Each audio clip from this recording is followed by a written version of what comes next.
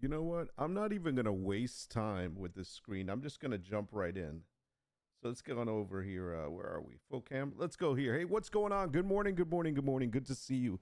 10:20 a.m. Eastern Standard Time here in sunny South Florida. 84 degrees outside. It is a beautiful day, people. It is. Now, I'm just going to lean back in my chair today here. Just have a good old time. Make sure that we are on the right place here. And I got to tell you, we're gonna have coffee chat today. Today is coffee chat. We might play games later if we have time, but you know what? It's Monday. Got my headphones on. I don't have my serious cap on, so I'm okay. But I want to get into some news, man, because there's something that's going on right now.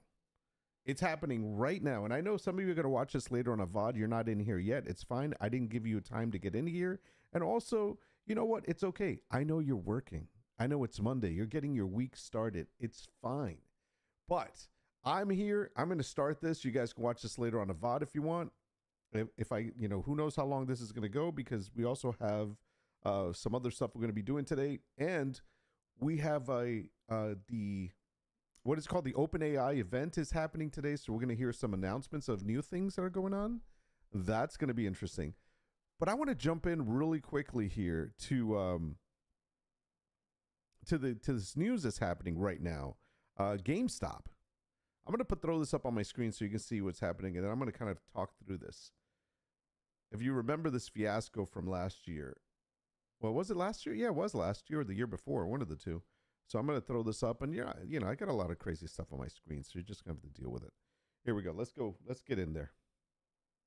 Let's go to this is should we do?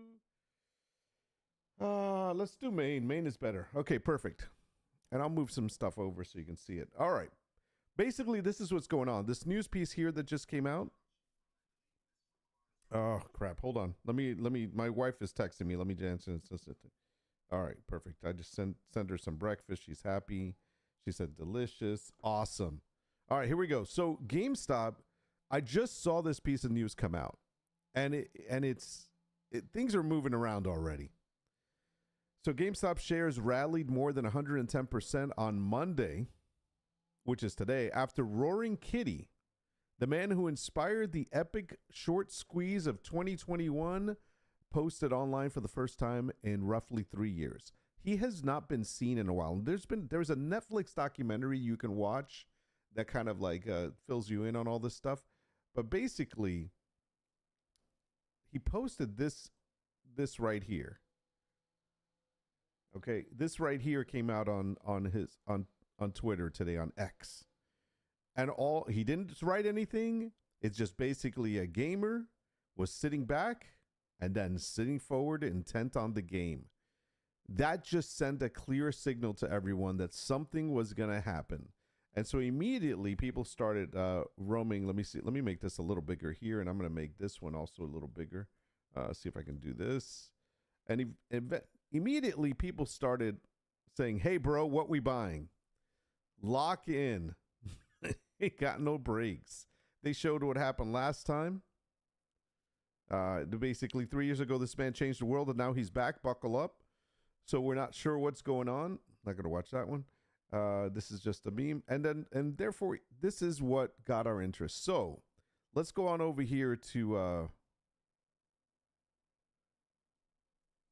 the stock for a second. All those searches I do. Yeah. That's right. I don't hide my searches. That's all right. Nothing crazy there. All right. Anyways, here we go. I usually use only Microsoft Edge for looking up stock stuff and doing searches that I don't want my YouTube that I see on the news, and I don't want my YouTube to be like my feed to be all messed up.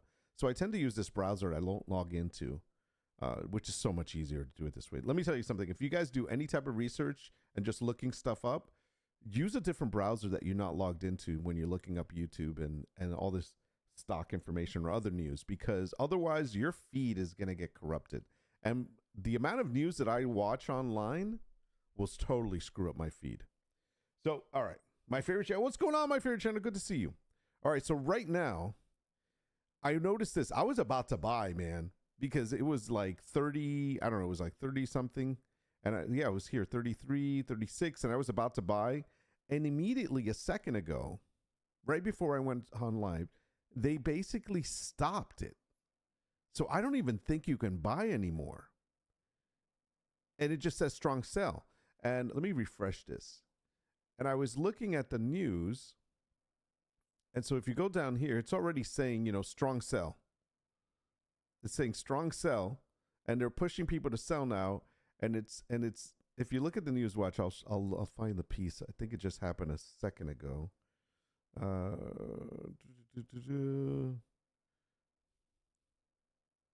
GameStop stock may be brewing.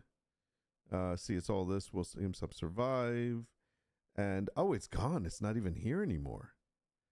So a second ago, they had a piece of news that basically said they were stopping the GameStop. So we're going to do a little search and see if we find something here.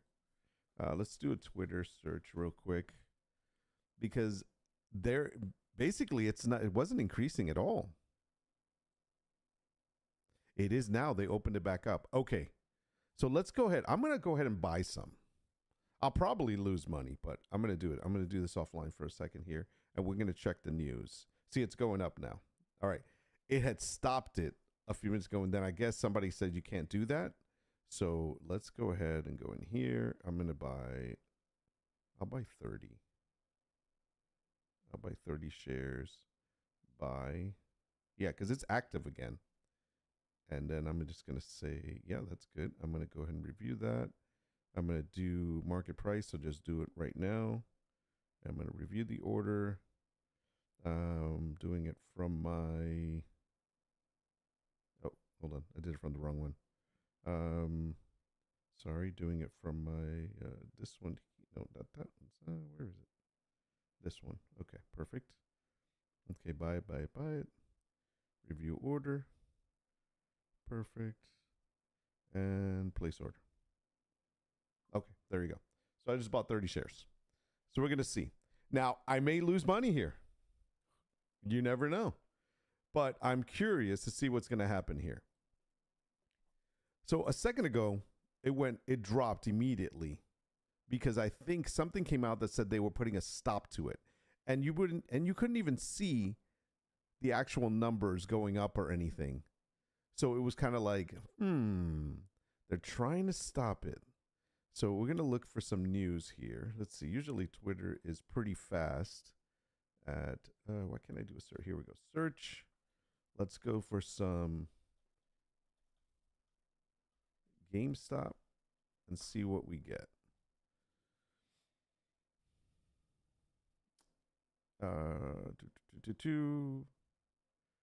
Pre-market running on repeat. The name's like, okay, so let's see. Anyone else having a good morning? GameStop. Nice. Breaking GameStop. Short sellers have lost 1 billion in the first hour of trading today. So they're already there. Yeah, it's already starting. Let's see. GameStop shares hit 25 in pre-market. Yeah, this was even before they opened. And so anybody that got in like I think today's opening was what was today's opening? Today's opening was at 25. Yeah. They got in at 25. I mean, they already made some money. So we're going to see what happens. Like I said, I could possibly lose. Who knows? That's so 3 years ago. Bro, you just missed the opening news. This guy who just started, GameStop shared rallied more than 110% on Monday because the Roaring Kitty guy came back. He posted this, nothing else, and that freaking GameStop has already started going up.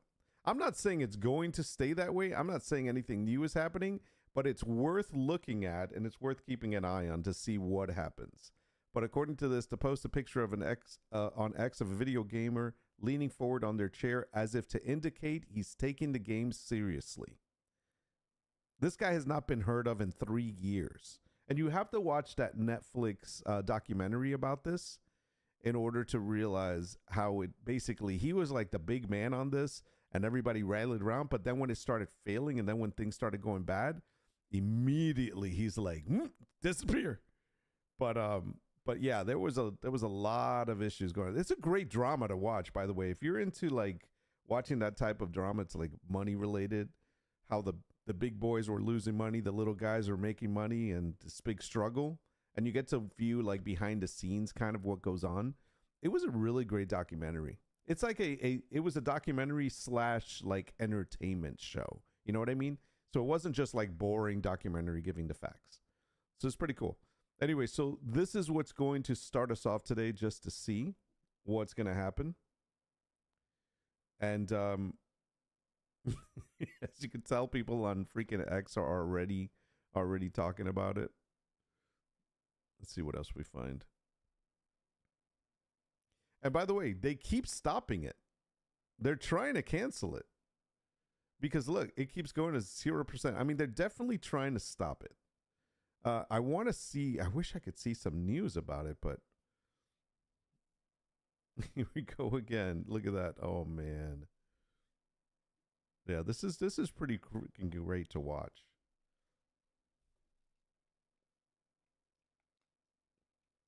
Disclaimer, Nord is not a financial advisor. Thank you very much, Brink, for that. I am not a financial advisor by any means. I am not a day trader. I am a have fun with trading. So I just bought 30 shares and see what happens. And like I said, I might lose money. I might lose money on this.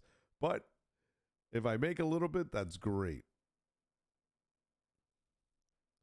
I'm going to let that sit there for a second. I'm going to look over here, see if anything else pops up. I'm going to refresh the news in a moment. Refresh. See if we get some new news. I don't like that guy. This is all 3 hours ago. Let's see. Let's go back here. So anyways, we're going to see what this guy's going to do. Let's see if I can search up GameStop in the Google News and see if they got anything. 24 minutes ago. GameStop storms 110% towards best day since 2021. GameStop shares jumped 30% as trader Roaring Kitty, who drove meme craze, posts again. GameStop soars after flag bearer Roaring Kitty. Nice. See? Resurfaces 3 hours ago. This is a little longer. Roaring Kitty gets back, and so are the meme stocks. We got to see. I bet you AMC went up too. Anyways, we're going to keep an eye on this, see what happens. What did I buy at? Anyways, I don't even know.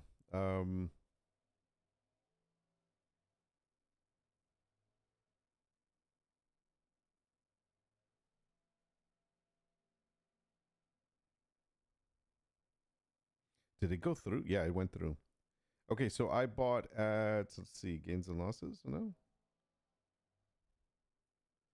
Where is it?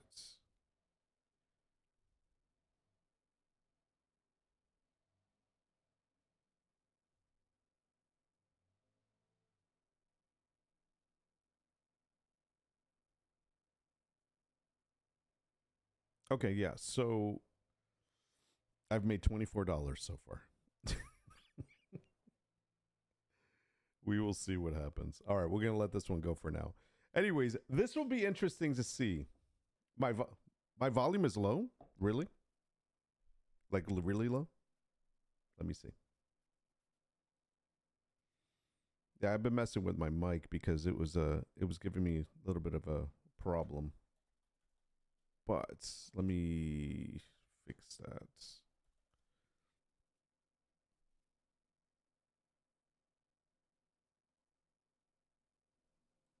Okay, how about that?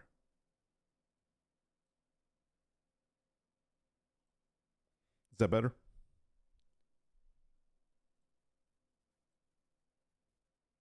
I try not to be too loud, but sometimes it's got to be a little louder.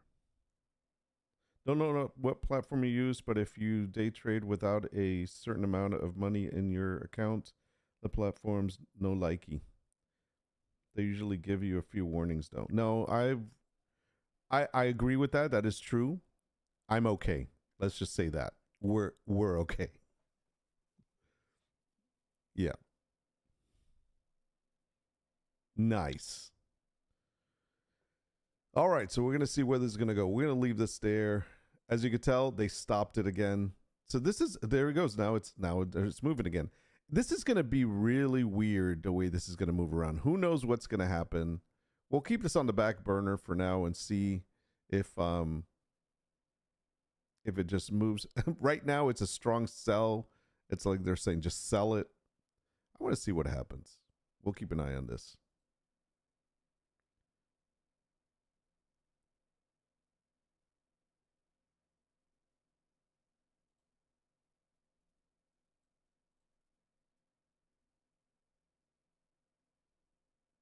Okay. Wish there was a way of putting it in the background, but we'll just leave it like this.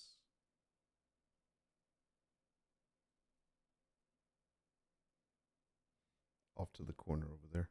Off to the corner you go. Google News. So, I've been looking at some news this morning, and there's a couple of things happening. Like, for example, we know that the OpenAI is going to be having an event today. What we don't know is what they're going to say, but everyone's like really interested to lean in to see what's going on, what they're gonna talk about. That is going to be today at I believe it's 10 a.m. Pacific time, so that would be what, like 1 o'clock? 1 o'clock Eastern Standard Time?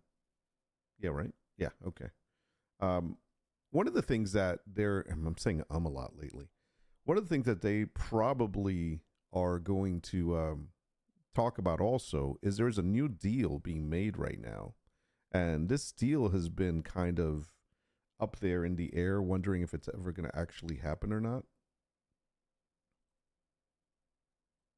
Make that small. We're going to talk about this guy in a moment too. And so we're not sure if this is gonna take place or not. I really need to clean up my windows. So we're gonna talk about this for a second.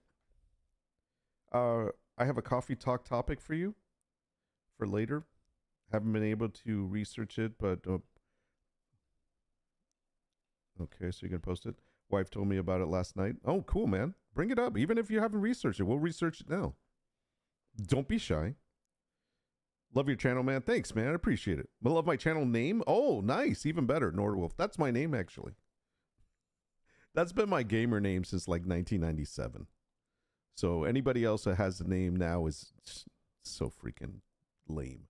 You know, it's funny because there's actually a watch company. I don't know where they are, but there's a watch company that uses my name. I don't know if they're there's not a watch with the name, because if there was, I'd buy it. There's a company that sells watches, or at least an individual that sells watches that use the name for his company.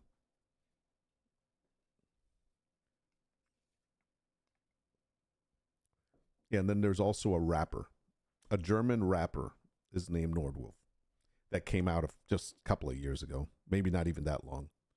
But no, man, I've been Nordwolf since 1997. So that's what I am.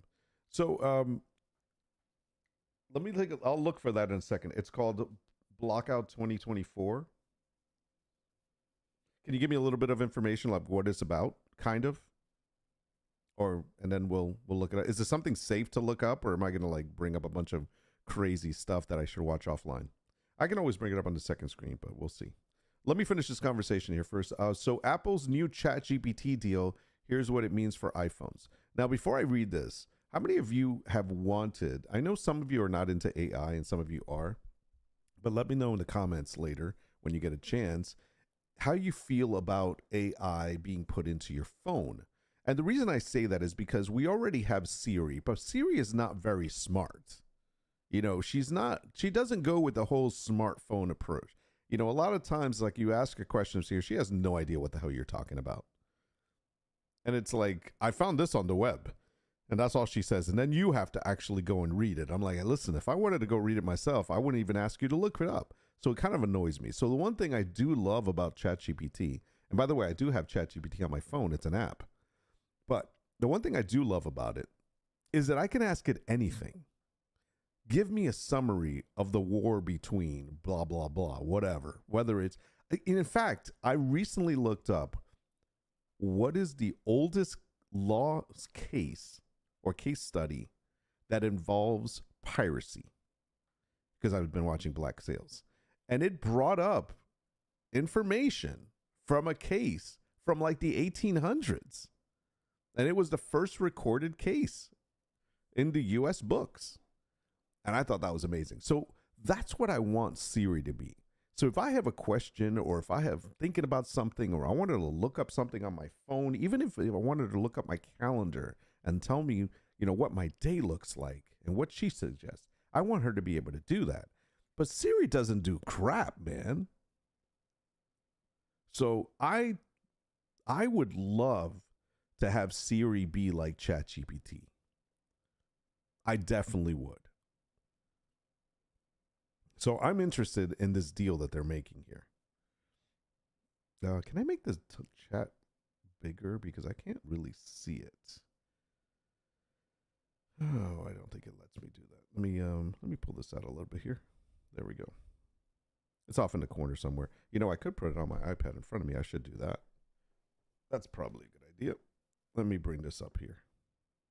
Speaking of which, I did not update my... Okay, YouTube. Where is my channel? Me.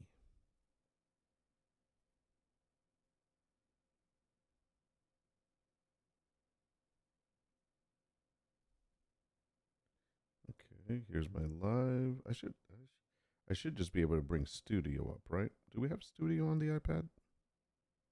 Yeah, we do. There it is. Okay. So go to my channel.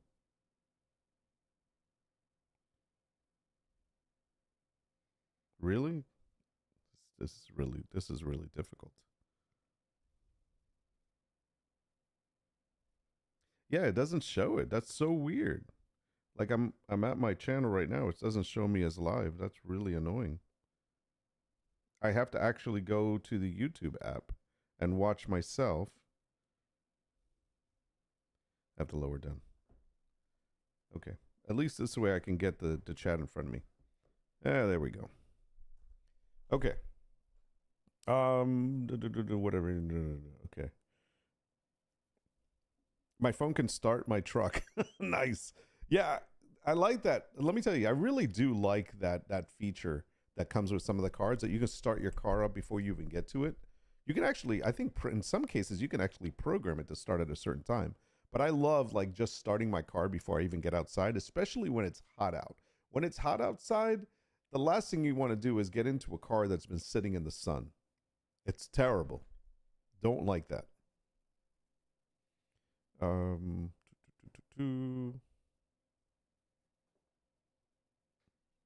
But can OpenAI call me Jedi Master like Siri does? I bet you it can.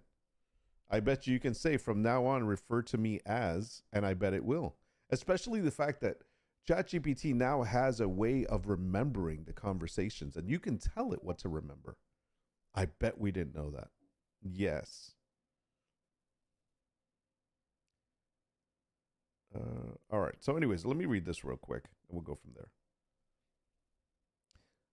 Apple is nearing a deal with ChatGPT maker OpenAI just weeks ahead of a launch of its iOS 18 iPhone upgrade. It's coming. And by the way, iPhone 16 is coming. The OpenAI deal will allow Apple to use the firm's AI technology on their phone, according to the new Bloomberg reports. The news that Apple is in talks with OpenAI isn't new. No, it's not. We've known this. It was already known that the iPhone maker was speaking to both Google and ChatGPT owners for chatbot features in iOS 18. Now, there is, if I can look it up in a second, I will find it. In fact, let me use this window here since we'll talk about that guy in a moment.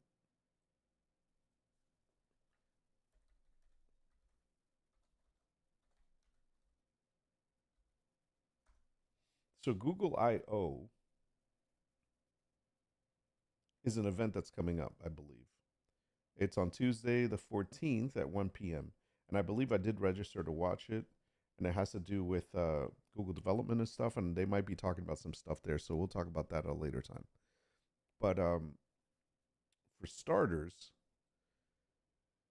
Apple's been talking to both of them, Google and OpenAI. And I have a feeling they're going to go with OpenAI. So this is where it is. Apple is finalizing a deal with OpenAI to power some generative AI features like chatbot. That's going to be interesting. So what's the strategy? So if I look here, this is basically, I'm just going to use it from here. This is basically what they're looking at. They've been working in-house on device learning language machines.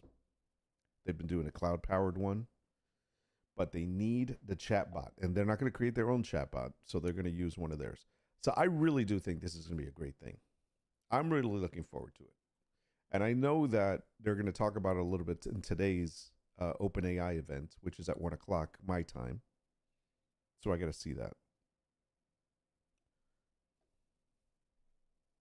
My next car has all the tech. Can't wait. Just got to get the job first. Which car are you thinking of getting? Are you going to tell me? Don't tell me you're going to get a Tesla. Please tell me no. What to expect? Let me see. This is the event that's happening. A deal with Apple. What form would this magical voice assistant take? What about the agents? What else we might see? Sora videos, maybe. There's a lot of stuff that OpenAI can talk about. So I'm really curious to see that. We'll dive a little bit more into that. But I want to talk about something that I saw on my Discord. Where's my Discord at, real quick? I had a question about this. Let me see. I'll bring this over here. Love rummaging through my Discords.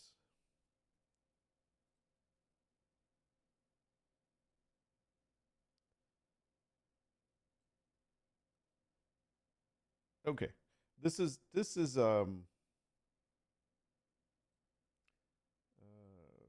page. Okay, this is it. Welcome once again to. I'm just going to pause that. We're not going to play the whole thing, but basically, can I just? I wish I can get. I wish the thumbnails would be something that you can get to without having to. Because I love the thumbnails. The thumbnails are the best. This thumbnail said, "Lawyer suspended for filing ChatGPT hallucinations in court." And I wanted to talk about this because this was posted by Callie on my AI chatter channel in my Discord. And the thing with this stuff is it's annoying when I see more of I'm not annoyed by the posting of the story on my Discord. That's not what I mean. What I'm annoyed about is how people misunderstand AI, even lawyers. And so this lawyer supposedly, not this guy's not the lawyer. This guy's the guy that's talking about it. And we'll watch a little bit of this in a second. But what he's talking about is a lawyer that actually was using ChatGPT to write the documents that he needed instead of him doing the work because of the fact that he was running low on time. He had too many clients. He wasn't getting paid enough. So he figured he would use ChatGPT to do a lot of the citing of cases. And so ChatGPT started making up stuff because that's what they do, by the way. We do know that. And sometimes it makes stuff up. And if you don't catch it on the lie, it's going to keep doing it. If you catch AI lying and you tell it, hey, man, only deal with reputable stuff, it will actually listen a little bit. But the thing is this, you can't take everything that ChatGPT says as 100% valid. You still need to do a little research, to make sure. And so this lawyer was supposedly using it to create his own legal documents in order to avoid having to spend a lot of time on these cases that weren't paying him a lot of money. So let's look at that for a second. By the way, look, it stopped again. Yeah, they're totally going to stop it today. Look, it went down. See, that's what they're doing. So they're preventing people from buying or selling, and then it just whacks. So I've lost some money, by the way. We'll come back to that. All right, let's bring this up on the big screen, full screen. So I want to watch this for a moment. By the way, the car you're talking about is the Audi RS3. Nice. You have an Audi A8. Super nice car. I like Audis. They're really nice. Using AI for like things like homework, or I don't know. We've talked about Let me back up a Steve little bit. Leto. we've talked about the perils of using AI for like things like homework, or I don't know, court documents, and how people get in trouble because they get caught because the AI will do things like hallucinate and invent court cases that aren't real. And then attorneys will turn those pleadings in, not catching the fact that the AI that they asked to do the work for them hallucinated a bunch of non-existent court cases to support their position. You know, and this is how kids get in trouble too. So the fact that kids get in trouble in school this way, a lawyer's going to get in trouble this way as well when he presents these things in court. What's annoying is that, you know, you have to do a little bit of the work. You cannot expect ChatGPT to do everything for you. It can give you listen, kids, if you ever watch this, and I know there's some kids that do watch this that are in school. By the way, you're almost out of school. Summertime's here. But if you're going to use ChatGPT to write your papers, use it the right way. And the way you do that is give it the subject that you're looking for. Tell it some information of things that you need it to find. Don't have it write it for you. Just have it return the information that you need. Use it as a research assistant. If you tell it to find the information you need based on what you need to accomplish, it would make your job writing it that much easier.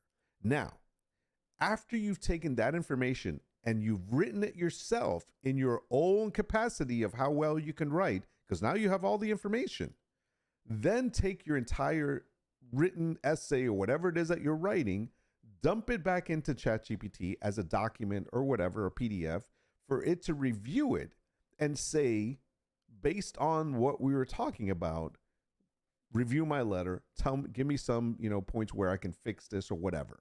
And so, and it will analyze your letter and it will give you some feedback, and then you go back and you adjust it. You don't let it write it for you. That's the key thing. Even though it can, and sometimes I would say, I don't know, I'm going to give it a high mark of like 90% of the time, it's going to write it well. You'll just need to review some of the things to make sure you change what needs to be changed. But you don't have to use it that way. Just use it as a research tool and someone to review, like your editor. Think of it as a personal assistant that you have that you don't pay other than $20 a month. And they are doing the hard work for you of doing the research and the editing of whatever it is that you're creating. That's kind of the way you want to use it. Good morning, Frostbite. How you doing, man? Good to see you. Heard of this case? Yeah, so this is something that one of our viewers, Callie, put up in my Discord, and I was viewing it and I wanted to talk about it because this is this guy's not the lawyer, by the way. This is the guy talking about it. But this is a really dumb lawyer. Like, I would not use this lawyer, whoever this guy is that he's talking about.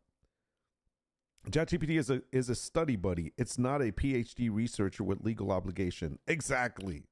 That's what I'm saying. Or just do the work. There's nothing wrong with doing it. That's what I'm saying. Do the work, but if you want to use ChatGPT for work or for school or whatever, use it as what it's intended. It's a research tool to help you get the job done faster, but not to do it for you. That's kind of, there's nothing wrong with using a research tool. That's like an assistant. Here we go. And anytime that happens, it is 100% By the way, he's talking about the fact that ChatGPT started hallucinating or making up cases, lying, which is the truth. It happens. fault of the attorney who did it. And attorneys are told, and you learn this in law school, that when you sign a pleading as an attorney, you're vouching for its contents. And if the contents include cases, you're vouching the accuracy of those cases as well as, obviously, that they exist. So from Denver7.com, and John sent me this. Thanks a lot, John. Colorado attorney fired for using AI is going to try to turn that into a positive, but he lost his job, and he also got in trouble with the state bar. So the man lost his job in Colorado Springs for using AI to generate court documents. Now he's... Wait, did he say the guy's name? I don't think he did. ...going to try to start his own law firm with AI as the primary legal assistant. So we'll see how that goes. Well, hold on a second, Frostbite. It's not a search engine. It's not a search engine. You're right. but it has the ability to access everything that has been available on the internet for however long, up to like December 2023. So in turn, yes, it is not technically a search engine, because in fact, OpenAI will be promoting and will be coming out with its own search engine very soon, if not today. But it can be used instead of using a search engine. Don't ask ChatGPT. How? Okay, so hold on. Now I want to talk about this for a second, because so have you ever used ChatGPT? Is that something you use, or you just dislike it altogether and just are one of, and it's okay either way? Or are you one of those people that are like, no, I hate AI, I would never use it?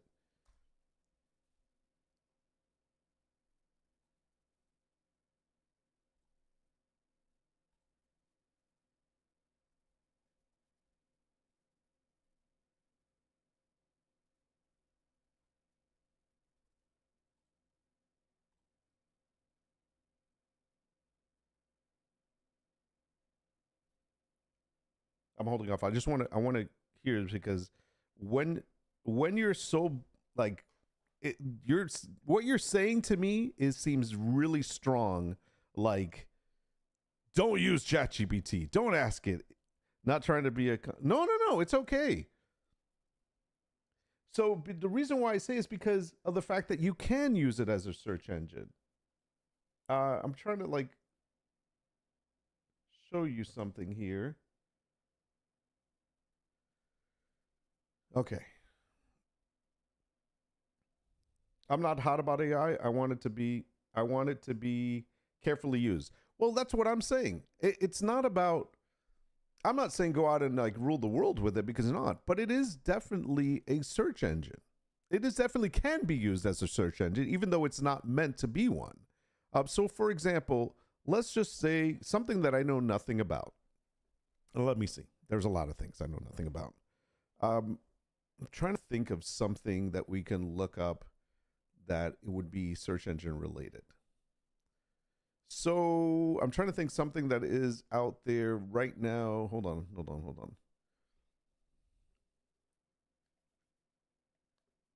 Okay, here it goes. I'm applying to colleges. I'm applying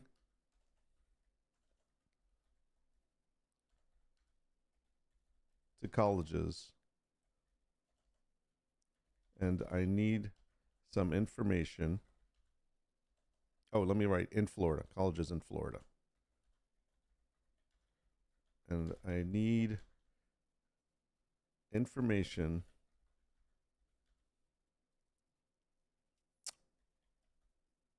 on each Florida university. Oh, sorry. Each university in Florida that to make a good decision. Make the best decision. All right, and then I go.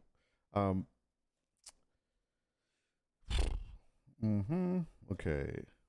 Please, based on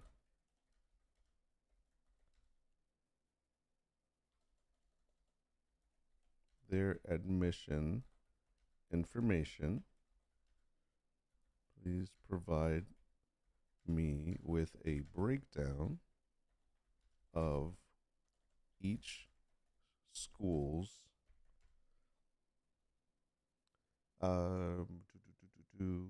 what's the word I'm looking for? When the school like, you know, like certain schools have more, like this one's big on business, this one's big in medicine and so forth. I'm trying to schools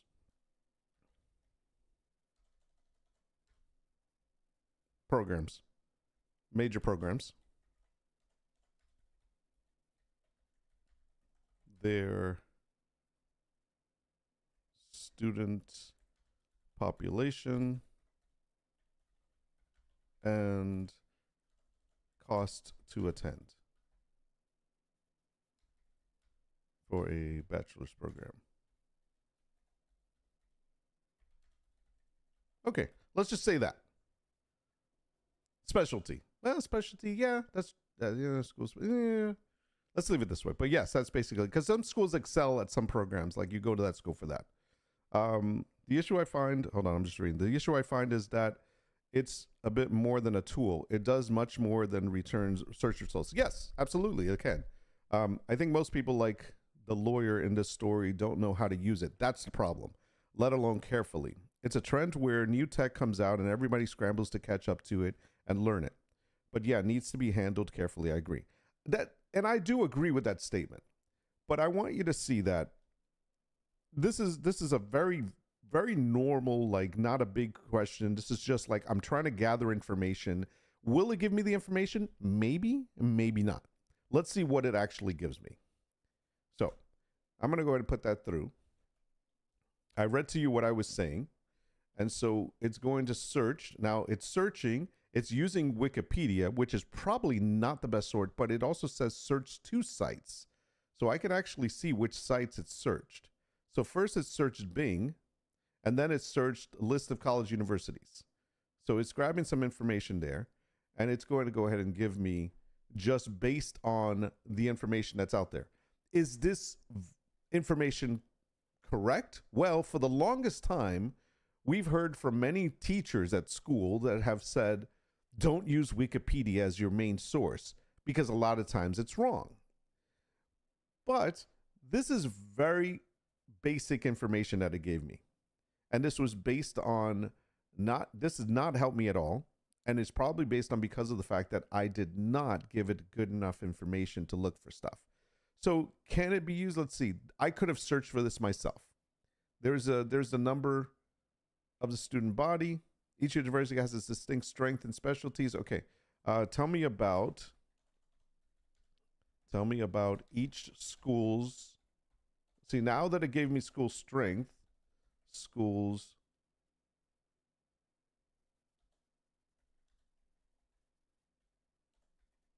I can't type today. Strengths and specialties.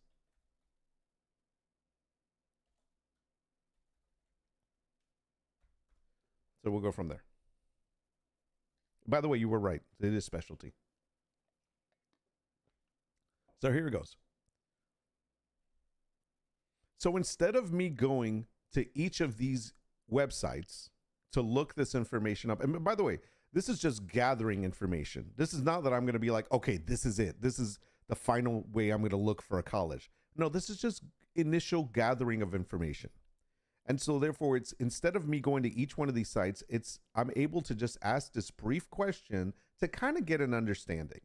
University of Florida, strong programs in business, engineering, and the health sciences. Okay. Florida State University recognized for its programs in political science, psychology, and fine arts. Most notable. And so it's just giving me some quick bullet points, which is perfect because then I'll be like, oh, okay. I'm really interested in political science. Let me see what else FSU has. It'll tell me about the program that it has in political science. And so it does that. So again, it's just a way of doing this, gathering the initial information a little bit quicker. That's kind of the way I see it. Anyways, so I don't want to dismiss what you're saying. I do believe it needs to be used carefully. But I do also believe that it is a really great tool to use. And I'm using it in a very basic format that anybody that is unfamiliar with using it can actually use it in this way. Now, if you get into the thing of, create this for me, that's a whole nother avenue, programming wise. Oh, we're not going to do that right now. So I get it. So I think you guys are familiar with the story. Let me see how much farther I can go with this story before we move on. I attended school when Wikipedia was new.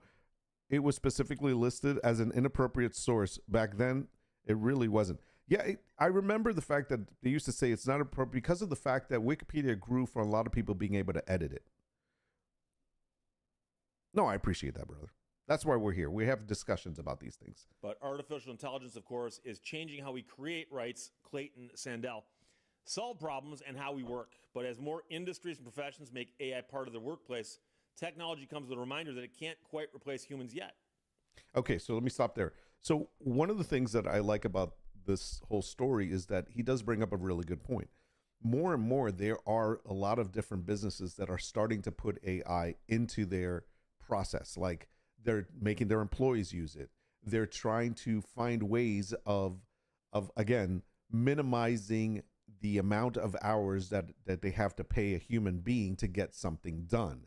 So when like, for example, if Jimmy Bob has to work on getting information ready for a case that they have, and it takes him the 40-hour week to get that information ready for next week, they'll be like, well, hey, why don't you use AI and maybe do it in half the time if it helps you do the research? And so that's what they're pushing. I'm not saying that that's what they should be doing. I'm not saying that what industries can do this. I'm saying that they need to be careful in how they're doing it, because it's very easy to get into that AI hype and be like, oh, this is great, this is giving me everything, and you're not reading what it's giving you and verifying if it's correct. And I'll have to say this: if someone is telling you to use AI in your workplace as part of your work that you get paid for, you better well be making sure that what it's giving you is accurate, because somebody is paying you for that, is paying you for your expertise. And if you're handing it over like this guy did to someone else for AI to do instead of you to do, you better damn well make sure that that information is correct. And that's the part. Care must be used. Exactly. And that's the thing. It's very easy for a person that owns a business or a company. I hate saying business because it can be anybody could just have a little business. I have a little business. But like anybody that owns a company that has employees, it's very easy for them to look at this and be like, damn, I can save money. I'm totally going to use this. Yeah, that's the first thing. But that doesn't mean that this is going to be, AI is ready to solve all your problems and it's going to solve them without any headaches. Unfortunately, there are people out there that are very close-minded and that immediately jumped on the AI bandwagon and decided this was going to take over getting the job done quicker, cheaper, and they make some money on it. I'll give you a very good example, and I'm part of this. The AI art for wall art, to sell wall art. I do that. I have no problem doing that. But seriously speaking, and I'm going to be honest about this, it is very difficult to sell AI generated art as wall art. In other words, on a canvas to other people. Because why? It's pretty expensive to buy a canvas online that has a painting on it, right? And if you are a person that has money, let's say it costs between I'm going to venture to say, for a large piece, $120 and up. Let's just say that. Let's say it's about $120 and up. It could be as much as, depending on the size, as much as $300 for a canvas. I'm talking about a printed canvas with art on it. Now, a person that's going to spend that amount of money is someone that has nice furniture in their house, that has nice pieces in their home. They're able to afford nice things. Do you really think that same person is going to go ahead and buy some artificial art that was created to put into their room where they have their expensive furniture, TV, and whatnot? Probably not. It's really crazy when you look at it that way. And so the other thing is that selling wall art is for the individual. In other words, the person that sees the art to buy it is thinking of buying it for themselves, because it's really rare that a person will go out and buy a piece of art for somebody else's house, unless it's their spouse, which is the same house. But most of the time, we don't buy artwork for someone else to hang in their house, because that's a very personal thing. Everyone has a different taste of what they want in their home. So somebody to give you a painting and be like, hey, I thought this would look great in your room. They'd be like, oh, thanks. Yeah, it's not going to happen. I've had people do that to me. I have a mother-in-law that did that years ago. that she would bring things to our house to decorate our house. And I told my wife early on, that is not happening. Okay, that's just not happening. Because her taste is different than our taste. And I don't want my house decorated and designed by a family member. It's a little bit too much. So it's kind of the same thing with the AI art. So I get it. Of course, it's easy to do. It's nice to do. I love creating AI art. I do it for myself sometimes. I do create some pieces and I try to sell them. I have no problem with doing that. It is what it is. It's a whole different beast. Art is its own animal, to each its own. Yeah, exactly. I mean, listen, just if you see something you like, if I see something I like and I'm out and about and it's a painting or it's a poster or something and I see it and I like it and I'm like, I really like that. That would look really good in my room. I'm not going to go to the person and be like, hey, is that made by AI or is that real, digital? What is that? And if the guy says AI, I'm not going to be like, oh, never mind. I don't like it anymore. No, it doesn't change the fact that I liked it to begin with. It doesn't change the fact that when I looked at it, I thought, damn, that would go really well in my room. For me, it doesn't change. Whether it's a freaking print or whether it's a painted canvas. If I like it, I'm going to buy it. And that's just me, though. But that's like to everyone else, it's different. All right, let's finish this up. So that's why this attorney in Colorado turns to AI for help. Last year, he was working for a civil litigation firm. This is it right here. His caseload became overwhelming and he was stressed to the max, he said. That's a quote, stressed out to the max. And the legal profession is highly stressful because a lot is at stake on each of these cases. So he was working for a client who didn't have a lot of money, but he needed help with a contract dispute. And the man says, I had just been exposed to the idea of ChatGPT, and I'm trying to save him money, trying to not eat through his entire retainer. And it dawned on me, what if ChatGPT could do caseload research for me? So he tried it by typing in a prompt with details about his case. And boom, it's a quote, and boom, it generated seemingly impeccable case law and case citations. Yeah, it can do that when it makes them up. See, John. So this guy, and I don't have to listen to anymore because obviously the rest of this is going to be editorialized of what this guy thinks. But that's the story right there. Let's talk a little about it. Let's just go to main for a second.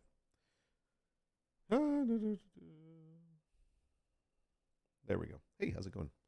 All right. So basically what this lawyer did was he had a lot of cases. And there were a lot of cases he wasn't making a lot of money in. And so he's like, didn't want to spend a lot of time on them. He thought that he can just tell ChatGPT to look up, cite cases that had to do with whatever it is that he was fighting there. And that way it would save him time. I get it. The problem that happened and the reason why it failed and the reason why he got caught because he presented these documents in court is because of the fact that he did not take the time to review them. He reviewed them after the fact and realized that some of this stuff was made up because the cases did not exist. And that's when it becomes an issue. So you got to review this stuff. Frostbite says, I'm not against AI, but I don't want it to be more than a tool. I feel that wait, am I reading this right? The human element is still very necessary. I agree with you. I do think that I don't think we're in the case of AI as its own thing. It still needs human involvement. It still needs a human present with it. It's not you can make it do its own thing, but you're still making it do it. So it's not like it's doing it on its own. Do I want it to be more than a tool? Oh, well, I'm one of maybe few or who knows how many there are. But my opinion on this is this. I'll be honest. Do I want an AI robot that takes care of things for me, that hangs around in the house and does things, whether it's work, whether it's helping me out with something, whatever it is, do I want a robot in the house? Absolutely. Do I want a robot that's smart enough that I can have a conversation with and be like, if here's the thing. One of the things that I enjoy the most when working in an office environment with other people is the fact that you're working with others and you're building together and you're able to bounce ideas off of. Like, you're like, I'm working on this project. This is what I'm thinking. I'm just stuck on this. What do you guys think? And then like they give you feedback, you bounce things off back and forth, and then you get stuff done. You work as a team. I love that. I've always loved that. I love interacting with people. But if I had an AI, I don't want to use the word companion because I know some people's minds are going to go somewhere else, and I don't want to say that. But if I had an AI robot that was sentient, that was, just had everything in its head that can do all the stuff that I asked it to do, but it can also have a conversation with me where I can say, "Hey, Mr. Robot, I'm working on this thing. I'm stuck on this one piece, and I'm thinking of going this route, but I'm not sure. There's a lot of things, a lot of factors that prevent me from going that. What are your thoughts, man?" And so then they would like say, "Well, what I understand, blah blah blah," and they would have a conversation with me. Now somebody would say, "So you want a friend?" No, it's not a friend. It's great to have somebody around that can take you to that next level, to help you break through that next level. And I guess that's what I'm trying to get down to, is that I think that AI should be used to get you to your next level, not to do things for you, but to help you achieve a different level of understanding of things. Maybe learn a new trade, maybe learn how to get beyond that blocking point, that point that's blocking you that you can't get beyond. And that's what I really think it's for. I'm not going to entertain the idea of it's going to take over the world. We're not there yet. Are we there soon? I don't think so. I think that's a lot of hype. That's a lot of scare tactic. That's bad lawyering what that guy did? Yeah. They don't vet their sources. You have to vet your sources, especially as a lawyer. That's crazy. Very crazy. Speaking of checking your sources and whatnot, so I was looking at this. I guess I have to start with context because you guys are gonna be like, "What are you talking about?" Let me see if I can find this guy.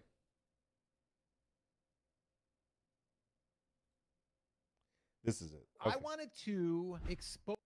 Okay. I'm not a big fan of this guy. I do follow him. I sometimes try to listen to his stuff, but I gotta be honest. Okay. This guy's name is what's his name? Scott? What's Scott's name? Scott Voelker. Okay, Scott Voelker.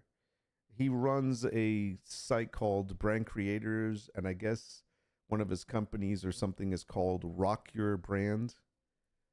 He is a talking head on YouTube when it comes to Etsy, Everbee, and just side hustles and whatnot.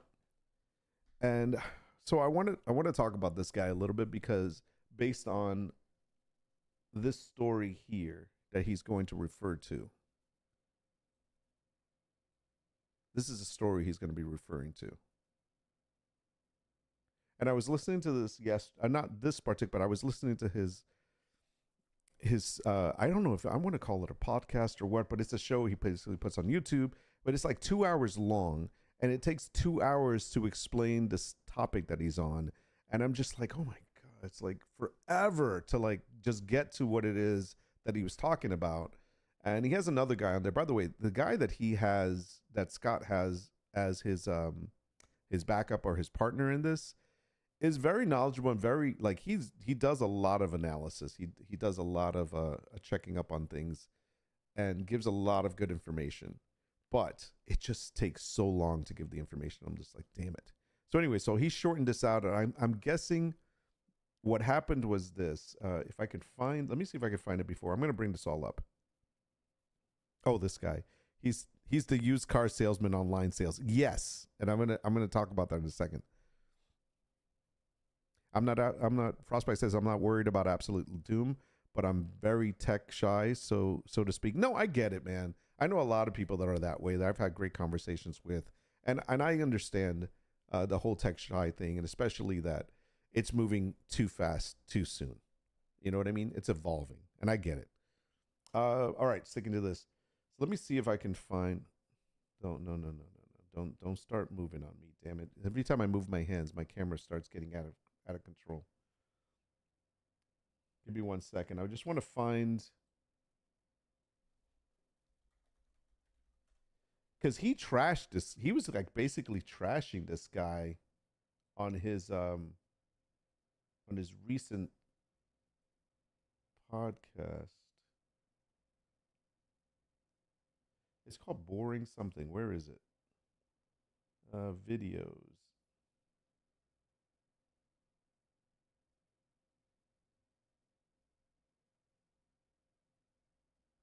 Wait, did he delete it?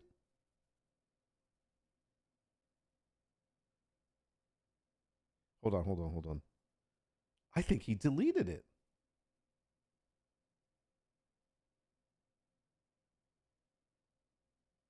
What the all right, hold on. I can't believe this. Latest, supposed the truth. Mixed Stellars are furious. Received a bad review. Does he have it under a different one, maybe? Give me 1 second. I'm sorry, guys. I'm just trying to find this because I hate when they do this. Yeah, I guess he took. All right, so I'll just tell you. Let's go ahead and bring this up on the big screen. So this guy, the used car salesman of online sales. Yeah, so this guy on the side here, for, like I said, brand creators is his YouTube page. Scott Voelker, Rock Your Brand seems to be his call to action, or I think that's his company. Who knows? He had a 2-hour freaking video where he talked about things to do that would help, that are the boring things that you have to do in order to make your shop sell on Etsy. And he was saying about the things that you should do. And he took 2 hours to explain this, and it was like 4 tips. And then at the end of it, and this is really weird that I just watched this last night and it's not there anymore. Because at the end of that conversation and that video, he then picked up this guy's news piece, which was a 26-year-old side hustle, brings $38,500 a month, takes 20 minutes a day. This can be passive all year long. And he took this guy's article and shredded him without then saying that he's not dumping on him, but he wanted to see proof. He said he basically says, I call bullshit. And so he did that, and he said along the lines of he would want to see the site, in other words, the Etsy shop. He wanted to see the sale numbers. He wants to see all the shit to say that if this was real. Now, I don't think he ever read the article, because if you did read the article, and I'm going to go over the article first, and then supposedly he's exposing the truth. So we're going to read the article first, and then he's going to give us his take on what he thinks that the truth is. But according to this guy, Francisco Rivera, by the way, these pieces that are put out by CNBC, they're rewritten. They're put out in so many different places. It's the same story, just in a different way with some more information or whatnot. But this guy said basically he had finished his degree in music production in 2017. He couldn't find a job in the industry, so he made money where he could. He worked in an Apple store. He nabbed a part-time gig on an online tutoring company. He basically did what he could. These jobs weren't satisfying or lucrative, at least compared to what he does now. In February 2023, he started selling print-on-demand candles on Etsy. At first, he worked 4 to 5 hours a day and only brought in a couple of $100 a month. 2 months later, Rivera was on a date when his side hustle basically took off. He received over 70 orders that day, and he usually used to get 10 orders. He said he was so distracted at the date by his phone because it kept buzzing. Every time you make a sale on Etsy, your phone goes ka-ching, ka-ching. So every time you make a sale, it will do that noise. And so that's what he said. So he got like 70 orders on that one night. So now Rivera's shop is up and running and has garnered over 5,000 reviews on Etsy. Excuse me, I got a cough. Sorry about that. All right, so over 5,000 reviews, and he only has to work 20 minutes a day to manage customer relations. Last year, he brought in $462,000 in sales. That's not profit, by the way. That's in sales. And that basically averages out to roughly $38,500 a month. So we're not saying, here's the thing, and this is where it's not, the guy's not making $38,000 a month. He made $462,000 in sales last year. And that was throughout it didn't mean that he made it 38,000 every month. It was just, who knows how many months it took? Who knows how much he made in a month? But the point being, it's not that he's saying I make $38,000 a month and I only work 20 minutes. I mean, if you read this, you understand that's not what's saying. CNBC is averaging out the 462,000 into what it was per month if he were to make that each month. That's not the case here. That's just an assumption. So that's number one. So he estimates 30 to 50% of each sale is profit. So yeah, he's not making, by the way, he doesn't get all of that because he has to pay Etsy. Etsy fees, which were nearly $55,000 last year, and marketing and Printify, other services he used to connect to manufacturers and so forth. All right, so that's basically what he did. Now, as far as him working 20 minutes on customer relations, it's probably the fact that he goes in, he checks the order, makes sure that they're going through, make sure everything's okay, it's good to go, he moves on.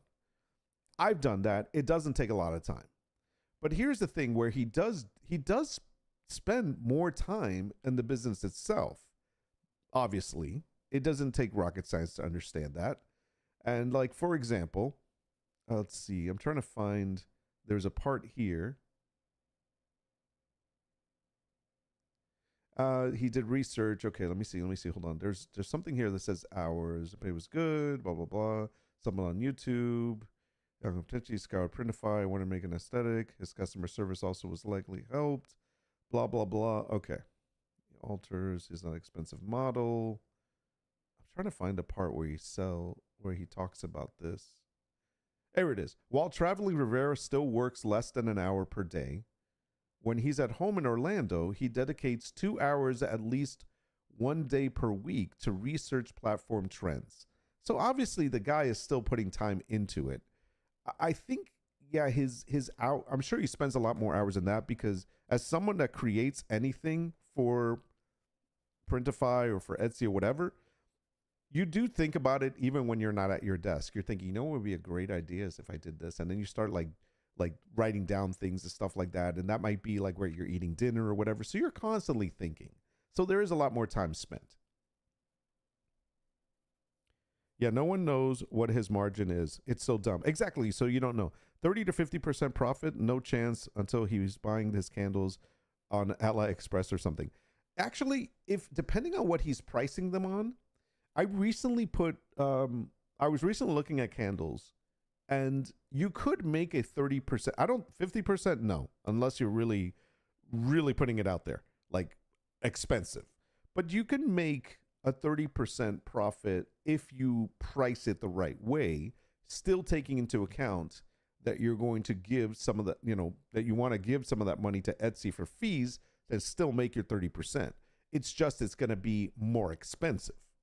But yeah, usually, listen, if you can get 30% on a product, you're making money as a profit, but usually it's closer to 20%, maybe. It's tough. It's tough to say. Like on t-shirts, some people only make if they make $5 on a t-shirt, they're happy. That's what it is. So that's kind of what the story is basically. Is it accurate? Is it true? Did this guy really make this amount of money. I'm sure he made that money, but I'm sure he also paid for, even though I think he said that he used Canva from somebody else's account, but I'm sure it does take money. I mean, think about it. He probably paid for the monthly or the annual subscription of Printify so he can get a lower cost at the product. You know, there's things that he did spend money in. So all of that needs to be taken into account. So I understand this. I'm not going to call bullshit on it, but I am going to say they're not really giving all of the information here. And anyone that believes that this guy is only working 20 minutes a day is kind of an idiot. No one really, no. Unless he's coming in and sitting down with somebody and talking to somebody for 20 minutes. How's the business going? Good? Yeah, you're doing everything you're doing? Okay, don't forget to do this and this and this and this and report back to me. All right? Okay, I'll see you guys later. Keeping up the good work. And then walks out. That would be, yeah, he's making money by telling somebody else to do it and it takes him 20 minutes to talk to them. That I can understand. But my best margin on t-shirts is $2. It's 25%? I'm sorry, I read $2 for some reason. Nice. I got to see percentages. I got to see numbers. Okay, so let's listen to this. So here's the funny thing. So this guy, Scott, which I don't want to call him cringy, but I have no other word. He's cringy sometimes because of stuff. First of all, he hates AI. He's made it very clear how much he dislikes AI.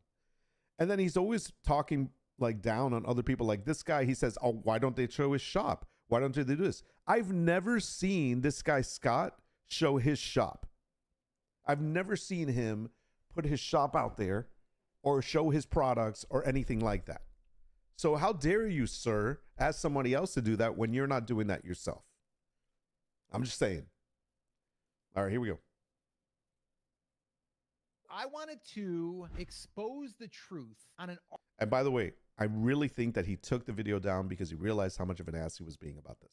article that was posted about a 26-year-old kid that says he's making $38,500 a month and he's only working 20 minutes a day. Again, this is the wrong assumption made. He's taking an average of the $462,000 of sales that the guy did in a whole year.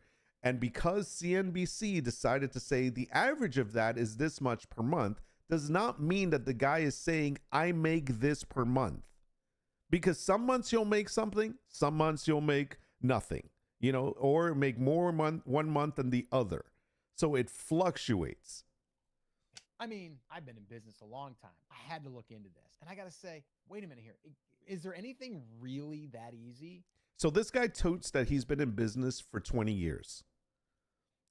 How old does he look? I'm going to say 60s. So he's been in business since he was 40. I'd like to know what he did before then. Where are your receipts? Just kidding. That's his stick, knocking on others. Yeah. I don't like to talk down about anybody. Like, I will never be like, no, I don't believe him. I like to give benefit of the doubt on some things. But when you're an ass to other people and you talk shit about other people, if I come across it, I'm definitely going to talk shit about you. Or at least be like, what the hell's your problem? Why are you bringing other people down? Why don't you see it in a positive thing, and really look at the facts? So that's what it's saying. And, that BS meter. Let me back up. I got to say, wait a minute here. Is there anything really that easy? And, that BS meter just kind of comes up. So let's dig in. Chris, can you pull up that article and can we? This is the thing. He uses Chris, this guy that you're going to see next, for all the information. Chris does the work. This guy doesn't. We dig in and see exactly what they're saying. I want to give my thoughts, my take, and I want to see, is this BS or is this real? And I don't know this person. So I'm just kind of going off of what Tom Olson here had reported on their website. So let's dig in. And it's funny because this got, like, almost all of these articles is like a rewrite of a rewrite of a rewrite of something that came from CNBC. Actually, this right here is taken directly from the video. So I'm wondering if he added anything to it. This is directly from the 2-hour video from yesterday. At some point. Yeah. But if we look at this, the headline has basically stayed the same. You can find the CNBC version or any of the different areas where this has popped up. Just copy and paste or type out the first part of that headline. You'll see all the different people who have written this story. You get a little bit of information from each place. But there's two things, Scott, that really stood out to me about this. Two things that stood out. We'll see.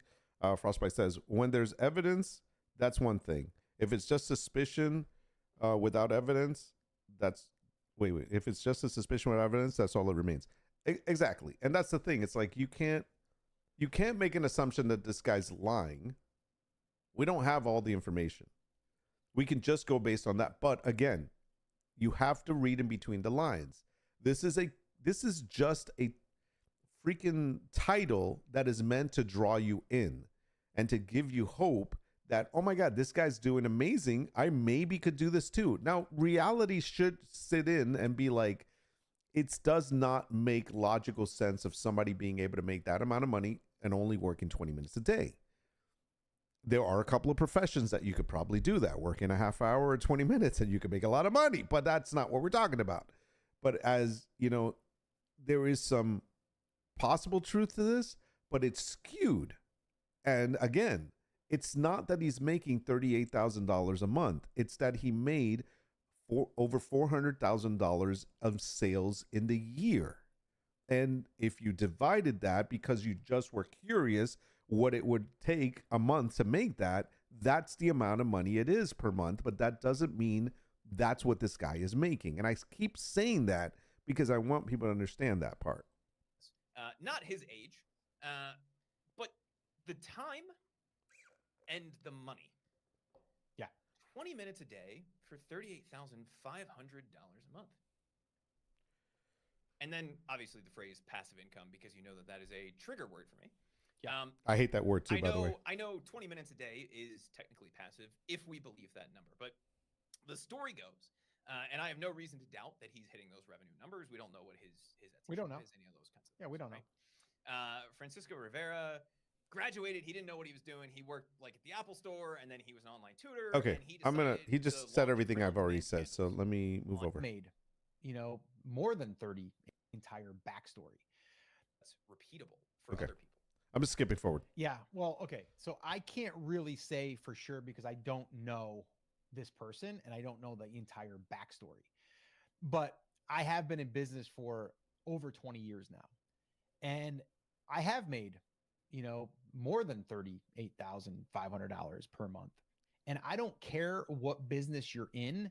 If you're generating that much revenue, you're going to be working more than 20 minutes a day. And I think that this is why I feel like this video is stupid, only because of the fact that it doesn't take rocket science to understand that that's not what that it's just a headline. It's just a headline. The guy is not working 20 minutes a day, but he's saying that once he gets it going, if everything is going fine, after spending the time getting it up and running, checking on orders and seeing if there's any customer questions, only takes about 20 minutes a day. That is a true statement. Again, I'm making assumptions, but I'm at least a little bit smart to understand that this guy is not, there's nowhere saying, I only work 20 minutes a day and I make this much money. No, it's that once you spend the time getting everything up and running and handle everything as far as a new product design, putting the product out there, doing the research, whatever, all of that stuff, coming up with the numbers. After you're done with that and it's running and it's selling on its own because you have your marketing set up already and your paid advertisement is working already, yes, then you can say it only takes me 20 minutes a day to go make sure everything's running smoothly.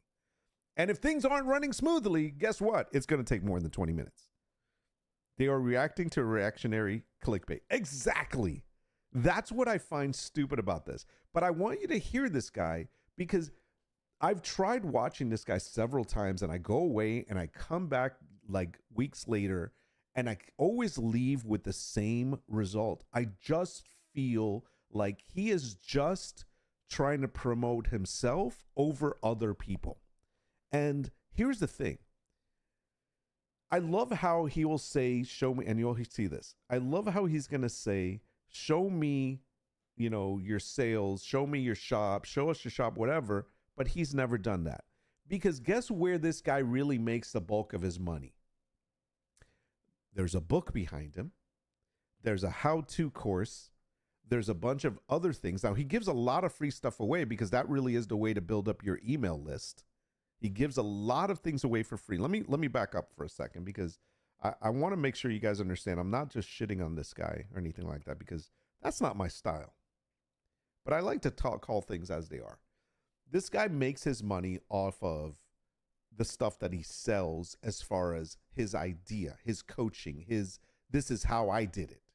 And he sells these courses, these packages, this email newsletter, the book that's sitting in the back shelf, that's a bunch of copies there sitting there. That's where he makes his money. So he's a talking head.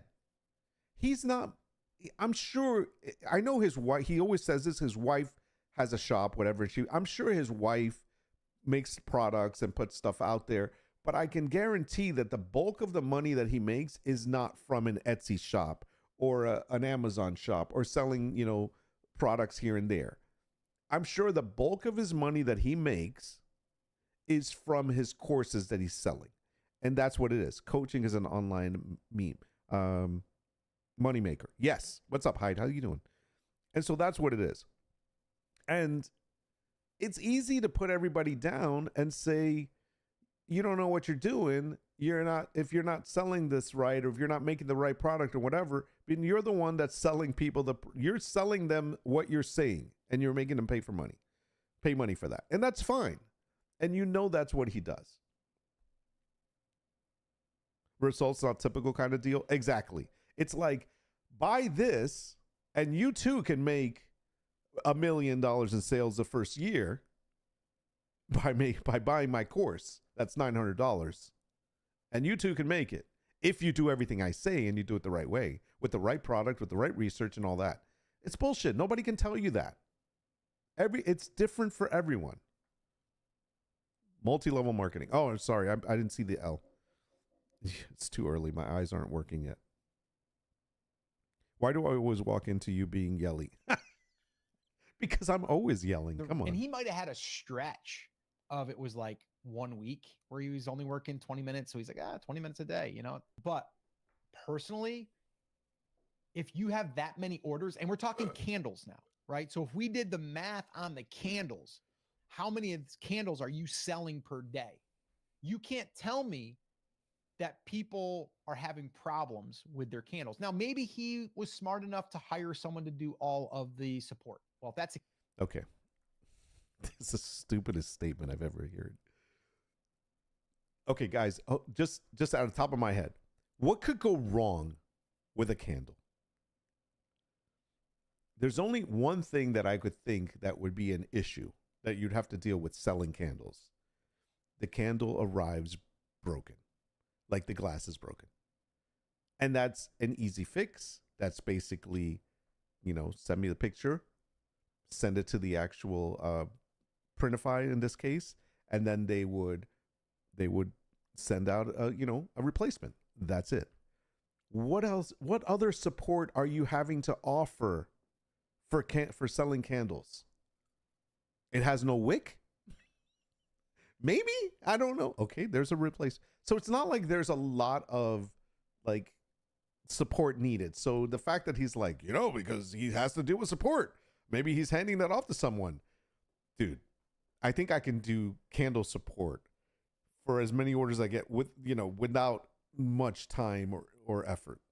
It's just ridiculous. He's paying someone for that, so that $38,500 comes down even further, right? Because now you're paying someone full time. And the $38,500, even if you want to go with that number and say that he's making that per month, is not the amount that he's making. I mean, that he's taking home. That's not all profit. He only makes like 30 or 50% of that. So stop mentioning that number. To handle support. I guess the issue that I have with any of these is it's not realistic, right? And when people see this, it's like, oh my gosh, I would love to only work 20 minutes a day and sell candles. Of course. Did anyone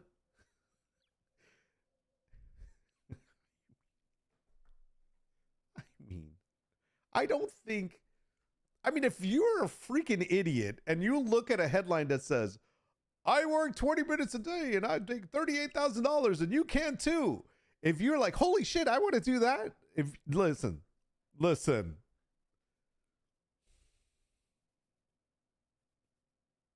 If you believe that,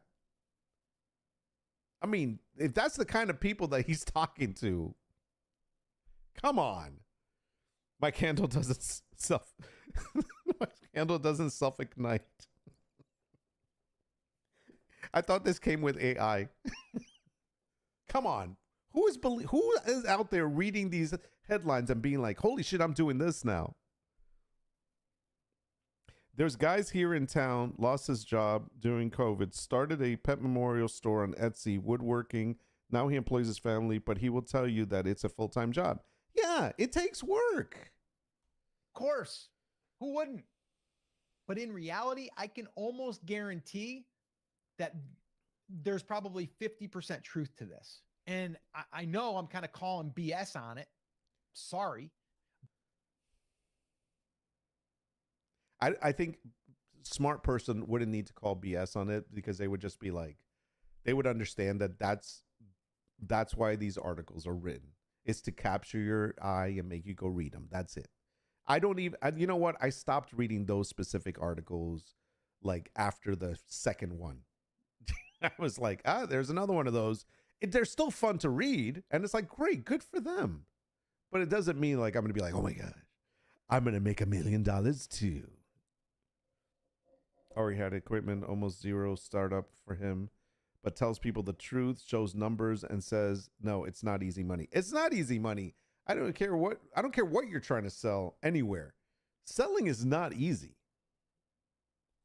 But I'm just saying, I've been in business a long time, and you're selling a candle that the margins are really low. And from there, you have to sell a lot of candles, and you're going to have people complaining about something. Right? What are they going to complain about with candles? Within that process, or they're wondering where it is. Now, we don't even know if there's personalization on these. We don't know any of that stuff. If there's personalization, that requires another step in this, right? So all of that. So did he have a month where he did 38,500 in fourth quarter? Maybe. No, see, this is where you didn't read the article, Mr. Scott Voelker. Because if you would have read the article, you would have understood that he made $462,000 in sales in that 1 year. And the number that you keep throwing out, that's 38,500, was the average for a month that was assumed by the person that was writing the article. That's it. And maybe now that's all of a sudden you're doing that every single month. So I would want to see more. I would want to see the store. I wish he would see, he wants to see the store. I wish he would acknowledge the fact that the guy did sell $462,000 worth of candles in that year. That is fucking impressive. Okay. That's impressive.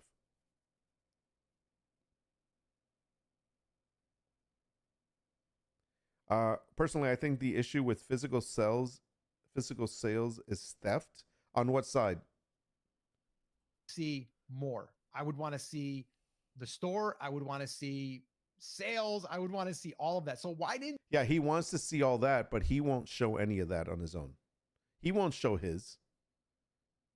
He doesn't. They put like screenshots. Why didn't they put more proof? Why don't you put proof of your stuff? Where's your screenshots in any of your courses or whatnot? I bet it's not there. I bet it's not. All you're back in it. I've got 20 plus years of business experience. Okay. Okay. In here to show that this is actually the case. So my thing is, if you're watching this, my reason in wanting to do this and to cover this is to say, be careful of what you believe when you see someone putting up a mug and saying you could make $15,000 a month selling. You know, he says that. He says, I want you to be careful. And everybody that's watching this is like, yeah, we're not idiots, bro. I don't know why. So basically, that's what this story was like. I think that they go on to continue to talk about it. But the bottom line is that's basically what this this whole video was about. He's just, if I look now, looking back, he takes his live that he did for 2 hours, and then he took it down, is now chopping it up, and he'll put these pieces up, which that's a smart move to make, by the way, for, content. So he's taking it, exposing the truth. I mean, that's clickbait in itself right there. I mean, am I lying? Right there, exposing the truth. The 38,500 per month Etsy side hustle story. That's clickbait. I know. The only reason I brought it up is because I did watch this, and I was annoyed that he actually was putting this guy down without knowing anything about him. This poor guy, you know what? He's doing a good job. Good for him. He sold $400,000+ worth of candles in 1 year. Good for you, brother. You did a great job. Don't let the haters, take over. Mr. Francisco Rivera, wherever you are. I don't know what your shop is. I wish I did. I would buy you a candle. I would buy a candle from you. I'm just saying, it's just really messed up. They want to bring this guy down. So you could, no, you missed the whole first story. I clicked on it only because I had already I saw the 2 hour, I watched the 2 hour episode of his podcast last night, and I was already annoyed and was going to talk about this today. So yeah, it's not like oh my God, I got to expose it. No, I already knew. The other thing that, like, I was watching this one, as you can tell, I was watching it, and I paused it because again, it's good. Well, we're done with Francisco. Let me close him, because when I read this is the one that I wanted to read, watch before, and it's like Etsy reveals their AI bot seller suspensions, and it says breaking news, and that's what he titles it as, and so that's where I was kind of interested, because I wanted to see what was this whole AI bot that's putting out there. Like, we've already known about this, but if it says AI, I'm going to read it or watch it or whatever. What I want you to see is this. Hold on a second. Let me bring it out. This is the thing that he's actually talking about. And instead of watching 2 hours of his video, I can easily go on my own and look at Etsy transparency report. Transparent. Okay. Let's see. Basically, it's this. So instead of watching his freaking video for 2 hours of how they basically break this down, because he says, Chris is a great guy to break this down for us, so we don't have to read it ourselves. It doesn't really take that long to do it, and I can do this in a few minutes. So they came out with this thing, and here's a transparency report on Etsy for 2023. And what it is just basically going to tell you numbers. Let me see if I can make this big enough so we can just look at it really quickly.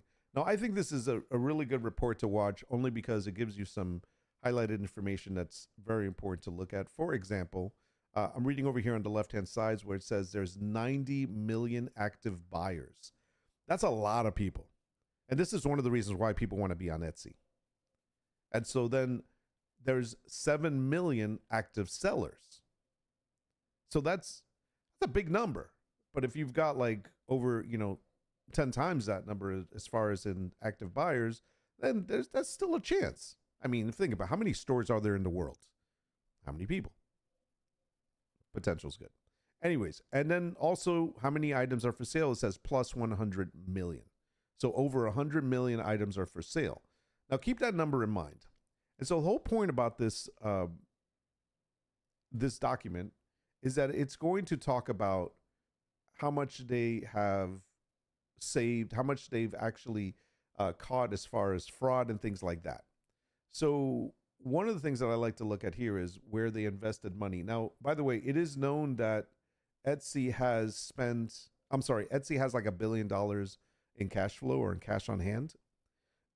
Now, they've invested 50 million in their team for technology and operations, because we know how important it is to keep Etsy special, unique, and safe as a community grows. 50 million is not a lot of money when you think about how much money they have for, just on cash flow. And if this was important, like what they're going to talk about, I think that they could have put a little bit more money into it. But that's just my opinion. So let me scroll down here for a second. I'm just going to get to the numbers, because this is the whole reason why we want to look at this. So here it says they've improved the accuracy and precision of their controls by 5 times. Now they have incorporated AI into this, and I'll show you those charts in a second. Let's see. They removed 4 times as many listings for violating of handmade policy. That's important. We'll talk about that in a moment. So I can just look at the bullet points. Remove 216% more listings for potential IP and counterfeit violations, and then reduce the time it takes for cases to be resolved to an average of just 2 hours. This seems highly unlikely, but we'll leave that for now. So I'm going to scroll down. Policy enforcements. Let's go to the part where it shows the numbers. So 94% of flags generated by our internal automated systems. Where's that chart? Remove more than double the number of listings. Okay, here's the number of listings it's removed. Remember, there was over 100 million listings of things for sale, and violating their policies, they removed 3.8 million. 3.8 million listings were removed because they violated. Now, those are the ones that were removed. That's not all the ones that were actually being investigated. So I want to get to the charts here. There it is. Listing flags by source. Etsy automated system versus the community. This is where people have reported, the community has reported 6% of the listings that have issues. In other words, if you see somebody that's selling something that they're saying is handmade, it is not handmade. If you see somebody selling something that is an IP, registered trademark that they're not supposed to be selling, those things, you can report them as a community. There are tools within Etsy that you can actually report these people, and therefore then they look into it. They also have an automated system. That's an AI system that looks for these things. I don't know what the algorithm is or how they do it, but 94% of it is captured by that thing. And that's a lot of people. Remember, 3 million were taken off as violations. I spent $200 on Etsy last night. Nice.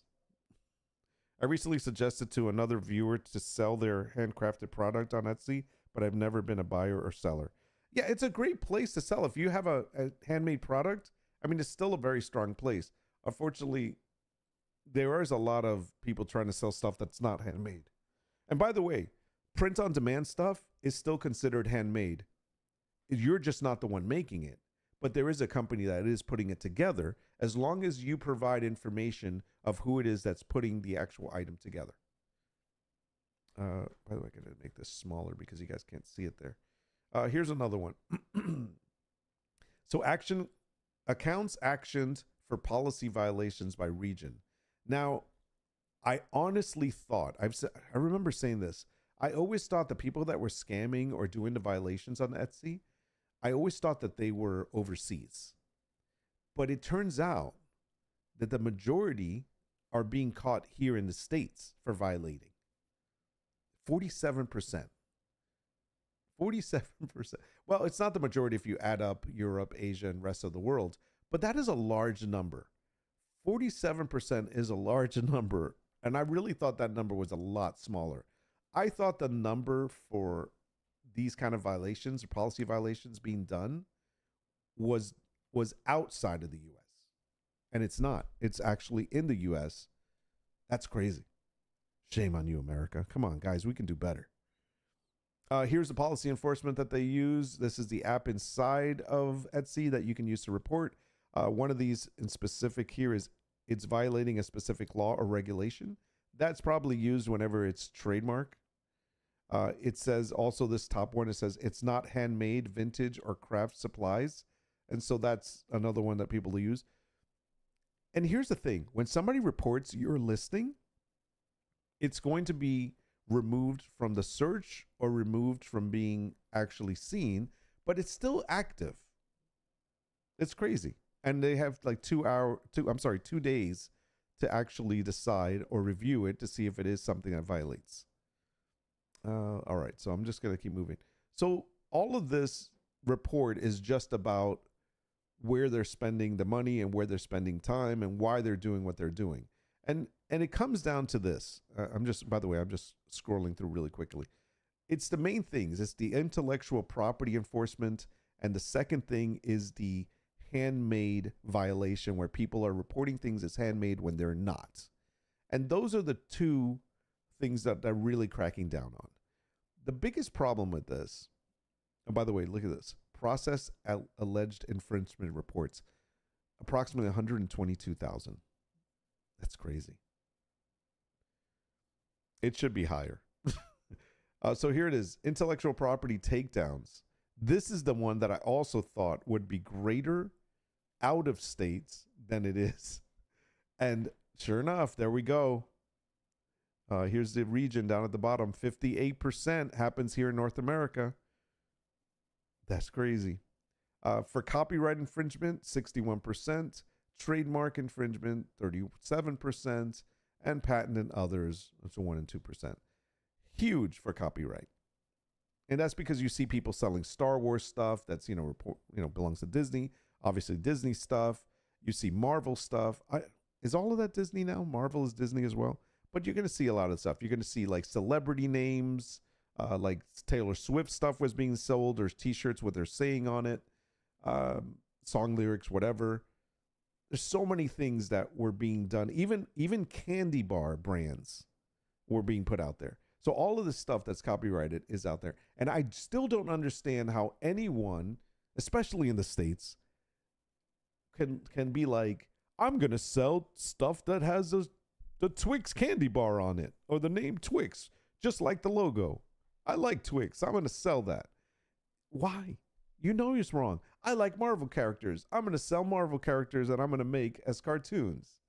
No. I mean, this is just how difficult it is to understand that. But obviously some people don't understand it. So anyway, so that's kind of the idea behind this whole report. And it's showing how they're taking advantage. Now, I mean, not advantage. They are taking advantage of AI to do their job for them. The problem is this.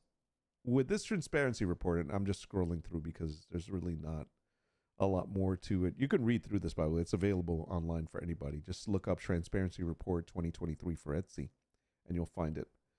One of the things that is the biggest problem with this is that they're having AI do most of the capturing, flagging things, but they still have to go through it manually. And so it is not very easy to go through all of that. When you think about how many do we say was it 3 million? When you think about the number of listings that were taken down, how long does it take a human being or a number of human beings to go through all these flagged, reported things and to identify whether or not they violate? And that's the process. According to it's a lot. And last I heard, there was a little over 2,000 employees in Etsy. And that's the part where it's like, how do the number of people in this one department handle the abundance of freaking flagged and reports that are there when you have that many being marked as violated? And in some cases, and I'm done with this, by the way, I just want to get out of the screen. In some cases, there have been people that have been wrongly accused of violations because the AI flagged them as violations, but that's not necessarily true. And their account gets suspended. Their store gets brought down. So even people that are selling, that have been selling forever and have been selling things fine, but for whatever reason, they got flagged because maybe they forgot to check off the part that says handmade or not handmade. Maybe they missed that step. Yeah, they should know better. They've been doing it for a long time. But even if they miss that step, then they get penalized because the AI picked up on it. Nobody checked and saw that the person has 120,000 sales and makes them a lot of money, and they've always done the right thing, but for some reason they forgot this one little thing, and then their shop gets closed down. Their livelihood just went away. That's the messed up part. Disney does not play with their copyright. Nintendo either. They will come for your neck and fast. Yeah, they would. That is very true. I've heard that to be eligible for entry to Disney's legal team, you must be spat out by hell first. Nice. So that's what's happening. That's what's out there today. Let's check how much money I lost. All right. So far, I've lost money. I don't know how much. How much did I lose? Let's see.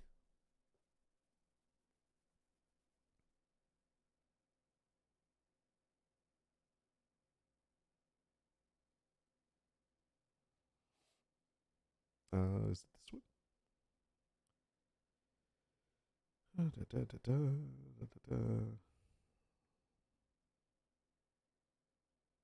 $46. I've lost $46. This better go up. I'll be getting else. I'm gonna leave it there. Get my money back. We'll see. But I don't think it's gonna happen. I don't know. Who knows what's gonna happen there? There was a tissy in the crochet world years ago. One seller was mass reporting other sellers to take out her competition. That's the thing. That's what's scary about it. I don't like the way that anybody can be reported and then their stuff, it doesn't get deactivated, but they will no longer appear on the searches until that's investigated. It's basically flagged. It's automatically removed for 24 or 48 hours until it's been investigated. And, you know, whatever happens from that point. But that's messed up, man, when people do that. It's crazy. Crazy, crazy. What time is it? 12:06? All right, I'm trying to wait for this. It's in 1 hour. The event with OpenAI. We're going to see that. Let me go to the restroom real quick. Maybe we should play a game, probably. Or is there anything else that I was going to talk about that I didn't talk about today? What was today's thing? GameStop, which we did. OpenAI event, Etsy's transparency, and more. Okay, so we've covered the topics that I wanted to talk about. And I know Brink brought up something that we're going to look up.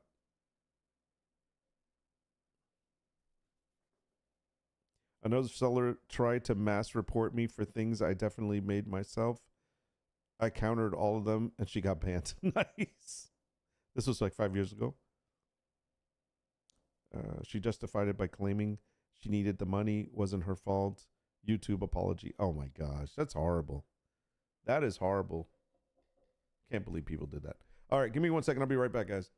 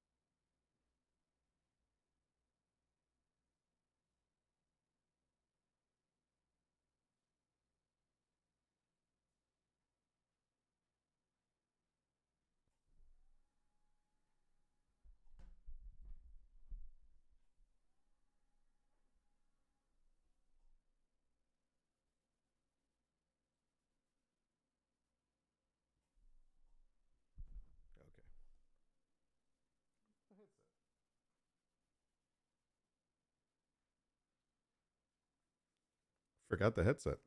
All right. Ooh, crazy. Is this better? This is better.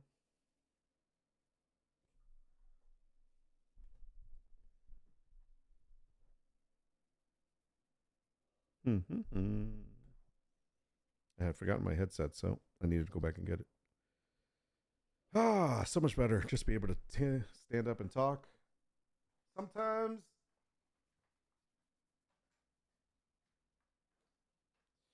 Sometimes you just need to stretch the legs out.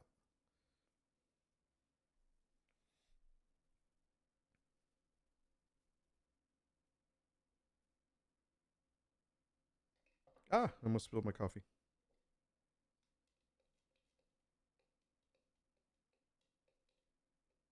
I'm reviewing reports, doing my nails, and waiting for a meeting. Oh, okay, cool. Making some Father's Day stuff for a local golf shop. Nice, man. Wait a minute. You're making Father's Day stuff for a local golf shop? What do you mean?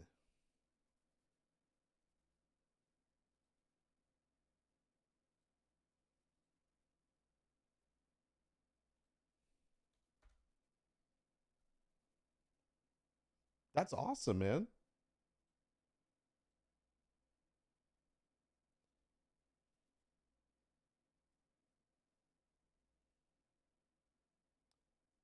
Yeah, see, this is what I thought was happening.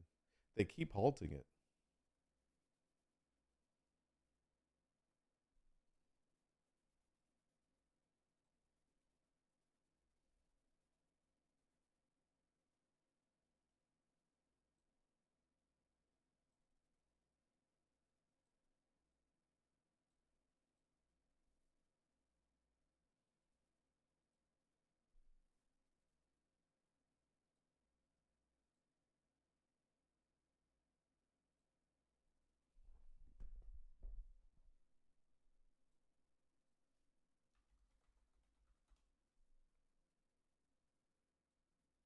Sorry, I'm trying to put my chat up here so I can see it. Then I don't have to keep looking down. It'd be nice. I'll just put it right up here. That's better. Kind of. It's better if it was on my screen, probably.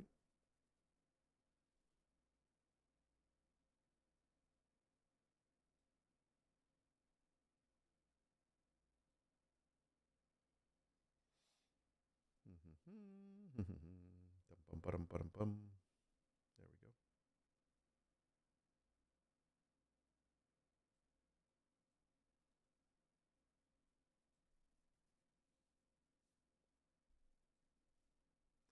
I wish that YouTube would let you take out the chat from the window so that you can actually see it, but they don't let you do that. So we'll just put it on this end.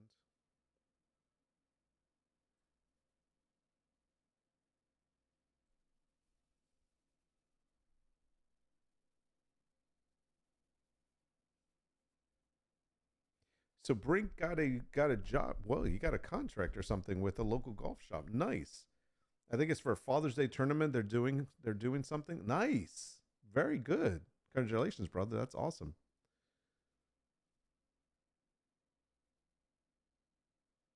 Brother-in-law referral. Family. Nice. I might have ordered a fourth monitor. I might need help. Oh, now you're talking my language, man. I used to love me my fourth monitor. Now I brought down to these 4. I'm sorry, I brought down from 4 to like 2, but I think I'm cheating because of the fact that I have I'm using my TV.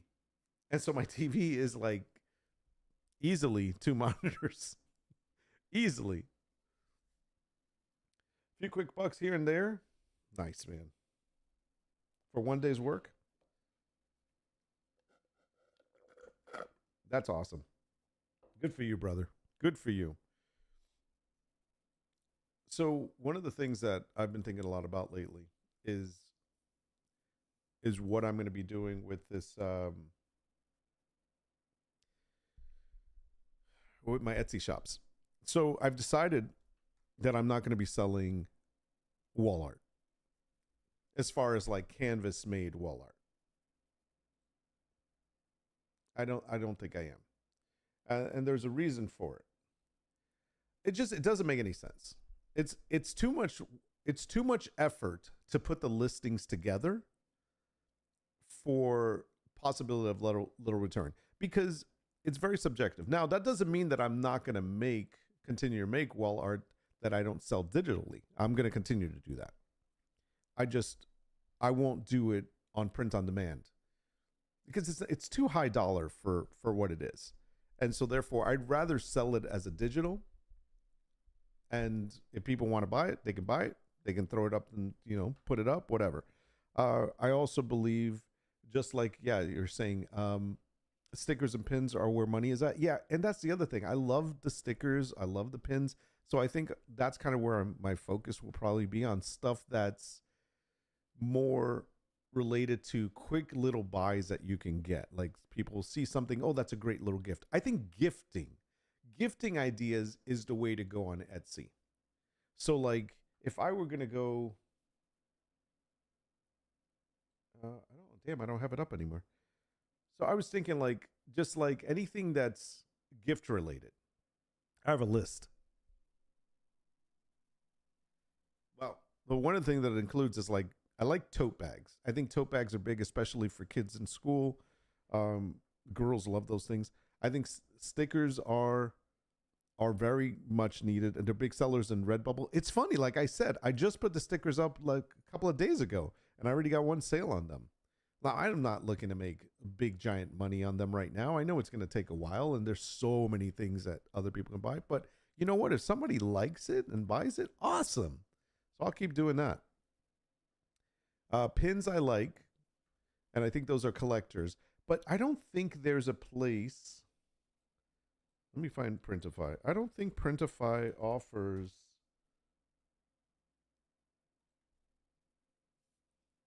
pins. Do they?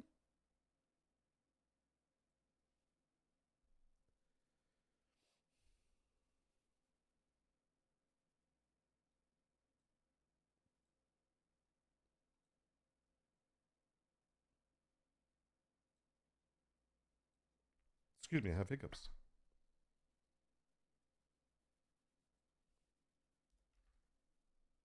Oh, they do. Check it out.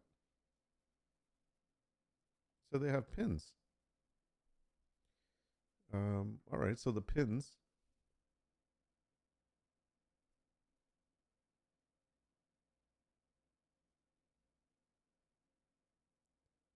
What's a Kofi?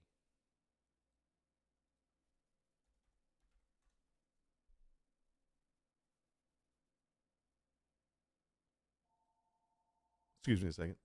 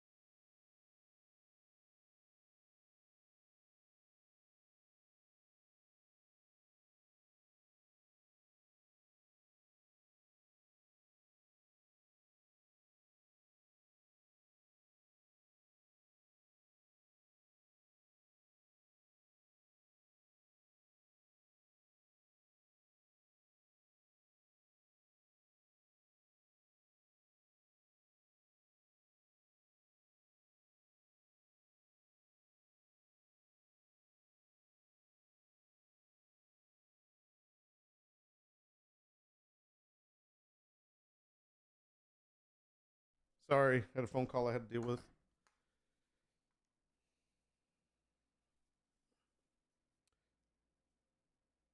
So wait, you mentioned coffee. What the hell's coffee? I got to look it up. I know what coffee is, but Kofi? Is that like let's see. Create a coffee setup, a monthly club. I used to sell pins on Etsy, but I had to have them manufacture myself, enamel pins, that is, which are huge on Etsy. Yep, huge sellers. I had an enameled pin that I would have sold really well. Was a stormtrooper helmet made into a coffee pot. Nice. But copyright stuff just gave it away. Yeah, no, I got you. Good way to get sales. Yes, coffee. So is this the hell is this? Is this what you're talking about? This is I'm scared to click on this, but here, let me bring this up. My buttons are all over the place today.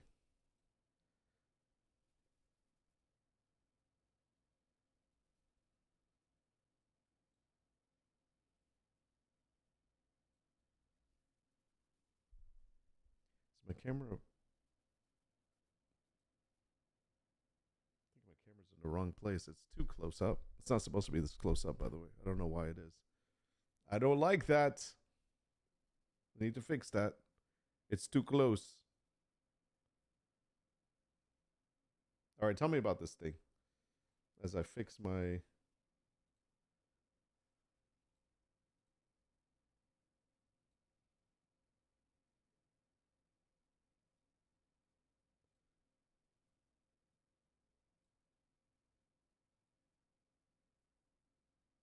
Ooh, that's much better. I was like, why am I so close? That's crazy. Okay, that's better.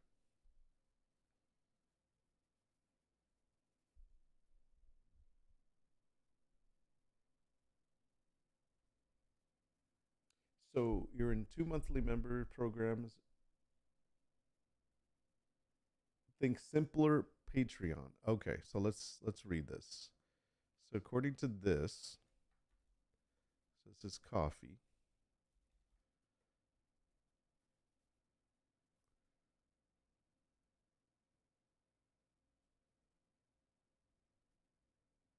All you need to make money doing what you love. Join 1 million plus creators getting donations, memberships, and sales from fans. So you do that one, donations, memberships, commissions, shops. And so like it's a monthly thing. So instead of subbing to someone like on Twitch or on YouTube, you sub here and then you get stuff. Ah, that makes sense. Sign up for free. Super cool wallpapers, $2.50 or more. Yeah, this is really great because you're right. I can like throw out a bunch of stuff through here. I love doing like wallpaper, desktop wallpapers. That's like it's huge. I love doing that. And in fact, I was doing some digital wallpaper for TVs. Like that was the other part that I enjoyed doing. That's pretty cool. So let's see. I do art and stuff, specifically pixel art and animation. If you like what I do, blah, blah, blah. So there's people selling stuff. So it's not like it's not a bad place. It's a good place. Check out Twitch streamers and YouTubers, and you will see a post that says, buy me a coffee. Oh, okay. I think I have seen this. Wait.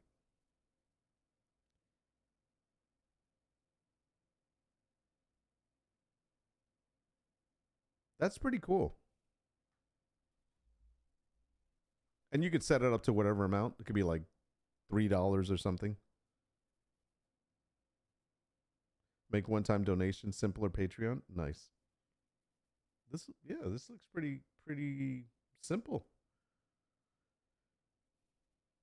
Crowdfunding if you want to get up something. So I have seen some of this. Hold on a second. Let me go back for a moment. So here you can take donations, monthly memberships, and shops and sales all in one place. So you can do receive donations, so it's a one-time thing. Or you do sell your products. That's nice. See, I like that idea. Open a coffee shop and add digital or physical items in seconds. Oh, I totally need a coffee shop. Get it? Coffee shop? Coffee shop for coffee talk. Kofi. Offer memberships. Build a monthly income stream. Like if I did a membership, I totally would like do it so that you guys would get something, or whoever signs up would get something every month. exclusive content, Discord role rewards, social media shout out. $10 a month for that. That's not going to work. Offers members digitals, Discord access and month. See, I don't know about the Discord access. How do you guys, I know we've talked about this before.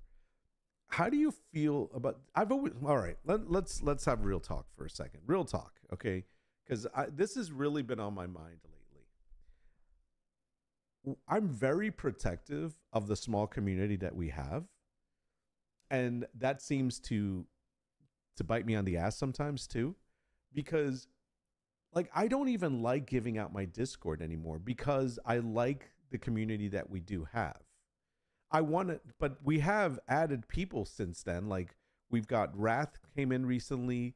We had, who else came in? We have, Callie came in. I'm trying to think of anybody else. I don't know if Frostbite, are you in there yet? I'm not sure, but see, so I like the idea. I like bringing these like-minded people that join us because we all kind of are the same, especially the people that hang out here. Like anybody that comes to my live streams, it's usually someone that we kind of jive with because of the fact that they get what we do.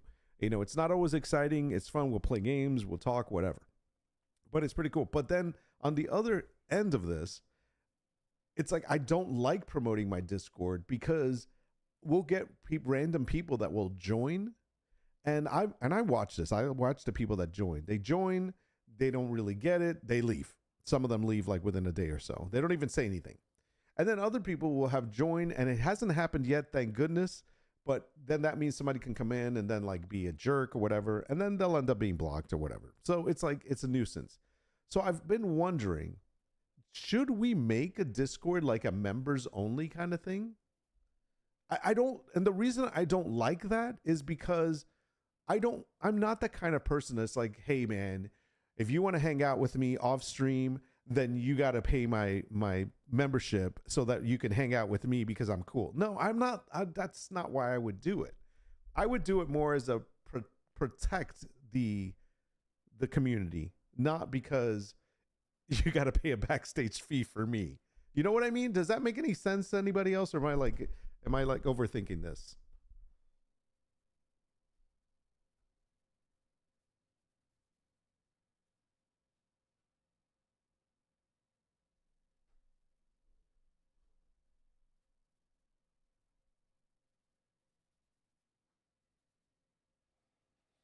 Let me see. Let me read what you're saying. I've seen Kofi links, thought it was just a merch platform or just make one-time donation, simpler Patreon. Post the links in your YouTube and Twitch, etc. bios. You determine how your coffee runs. That's the nice part. Unlike Patreon. I've never used a Patreon. I've thought about it before, like to put out like certain art pieces or whatnot. Curating your community is important. I'm in your Discord. You are? Yay! Wait, are you using Frostbite or you use a different name on there? I gotta make sure, because if I don't know your name in there, then I'm like, I feel bad. I like knowing who's here. So set up a BizShop Discord. Members only Discords aren't uncommon. Oh, I know, but is it bad? Keep your gaming and biz Discord separately. I see what you're saying. So like I should make a whole other one. Yeah, if you want to be a member on that one. I guess. I mean, how would I treat them separately?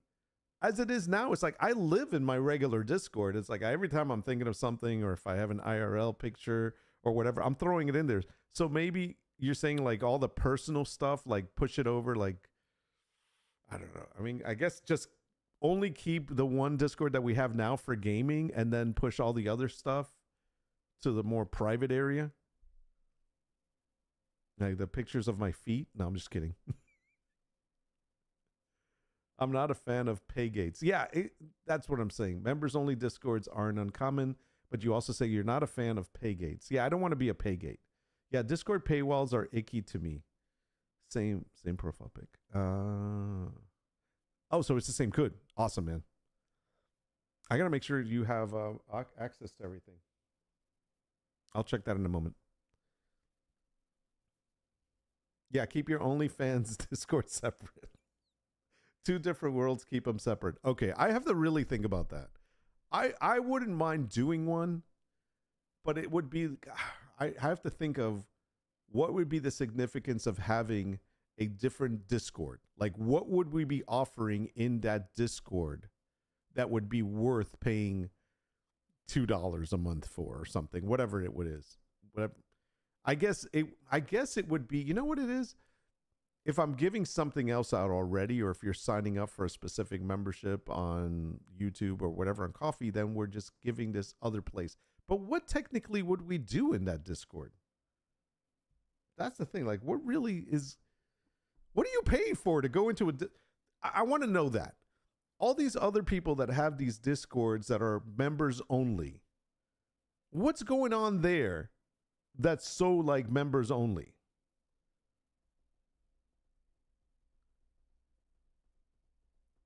I don't like the members idea. Okay. I think you can also have members only channels in a given Discord. Yeah, like in the Discord, I can have a member, like I have channels that are specifically for, like I remember when we were doing World of Warcraft stuff, if anybody was a part of the guild, they would be part of the World of Warcraft guild. So therefore they would have different access. So because other people didn't care about World of Warcraft, so they wouldn't want to see that stuff. Because art peeps and game peeps won't always collide. Ah, I get it. So like all my AI art stuff and all of that stuff should go to the other place. Are you trying to complain and say that my my AI art stuff is an AI art chatter should not be in my Discord? Is that what you're saying? Work in progress, shorts of your artwork process, biz stuff. I see what you're saying. So that would be more dedicated to the work stuff. I got you. Okay, I can see that. The members only Discord offers are for parasocial relationships for streamers. Oh, you mean the ones that we have? I don't think I have parasocial relationships with anyone on here. I don't think none of us are creepy like that. We either hang out or we don't hang out. I mean, this is what it is. As a Star Citizen organization I was in had sections and voice channels for Patreons only, and they did Patreons only group and chats on stream and private streams a month. Okay, I can see that. I see it as taking advantage, if I am honest, of your followers wanting to get closer and make them pay. I don't like that. I don't like the idea of paying to be your friend. No, I don't want that. I think I like the idea better of setting up a part in the channel that is for members only. And that would be probably where the AI art stuff is, probably where I'll put prompts, probably where I'll put Nordwolf, the business side of it.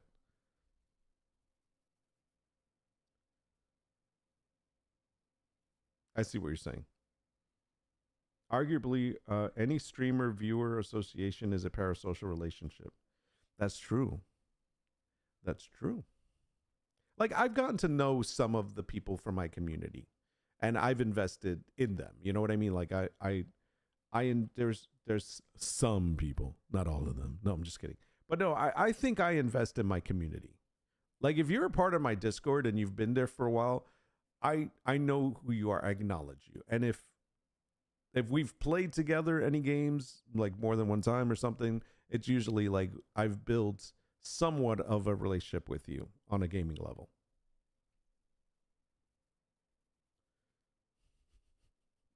Good ones respect the lines. Oh, crap. Here we go. Here comes Brink. Yeah, try telling that to Nord. He treats me like a friend that owns a truck you want to borrow every week.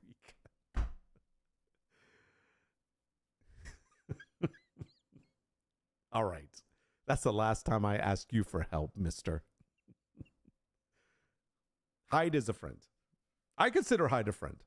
Brink, I don't know. Now, after that comment, I'm not so sure anymore. He's just mad because, by the way, if you want to blame anyone as to why I'm not streaming every day, it's Brink's fault. So that's Brink's fault, okay? He's the one who showed me all the Etsy and print on demand ways, all right? Once he showed me that, I was like, ooh, a new toy. So if you want to blame anyone, it's Brink's fault. Because I used to stream every day. I was on all the time. Oh. I follow the channel for almost 3 years now. Enjoy the content starter, but I don't want to invest too much, you know? No, I got you. Oh, you're not talking about my channel, though. You follow some other channel, right?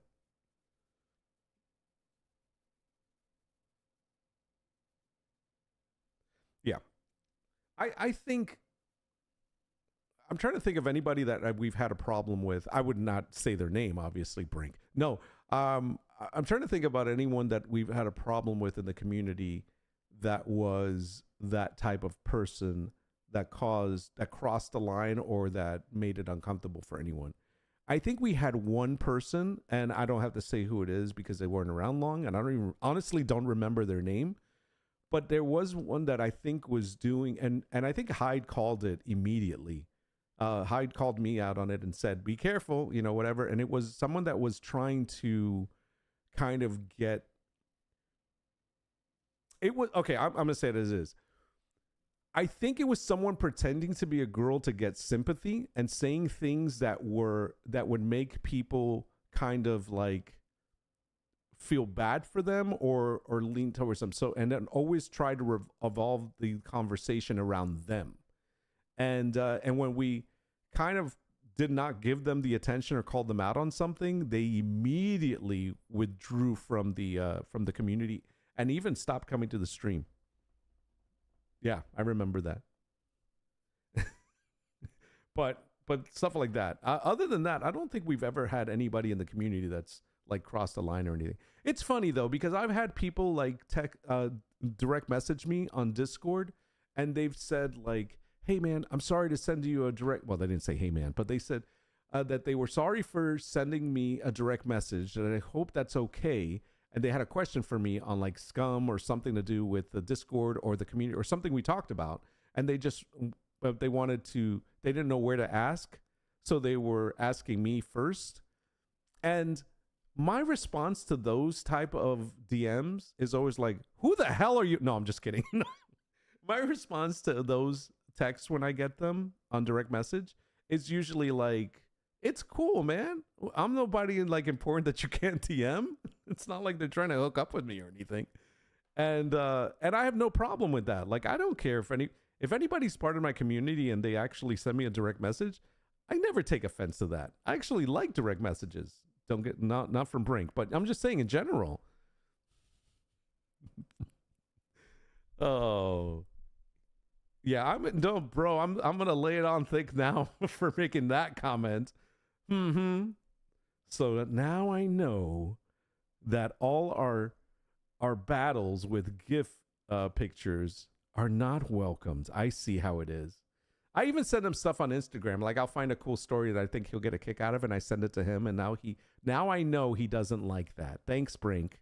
Thanks for letting me know where those true colors shine.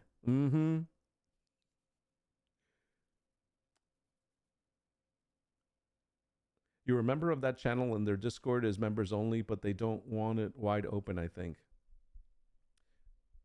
Enjoy the show, but invested enough to consume every bit of their lives. Jeez, what is this? Bronk dog pile on Bronk. Yeah, I had to handle it behind the scenes and keep it out of the community. No, and you did a good job, and that's why you have that wrench in front of your name, because you handle that stuff. And let me tell you something about Hyde. Not about Hyde, but about Hyde's relationship with me. She puts me in my place quite often. She reminds me of what it is that I'm doing and what I hope to accomplish, and just reminds me of things to be careful with. And she's the sound mind. She's what my wife does for me in real life. Like every time I have a crazy idea, I go tell my wife about it and say, what do you think? She says, don't. And I'm like, okay. So she calms my crazy. So in Stream Life and Discord, Hyde basically calms my crazy.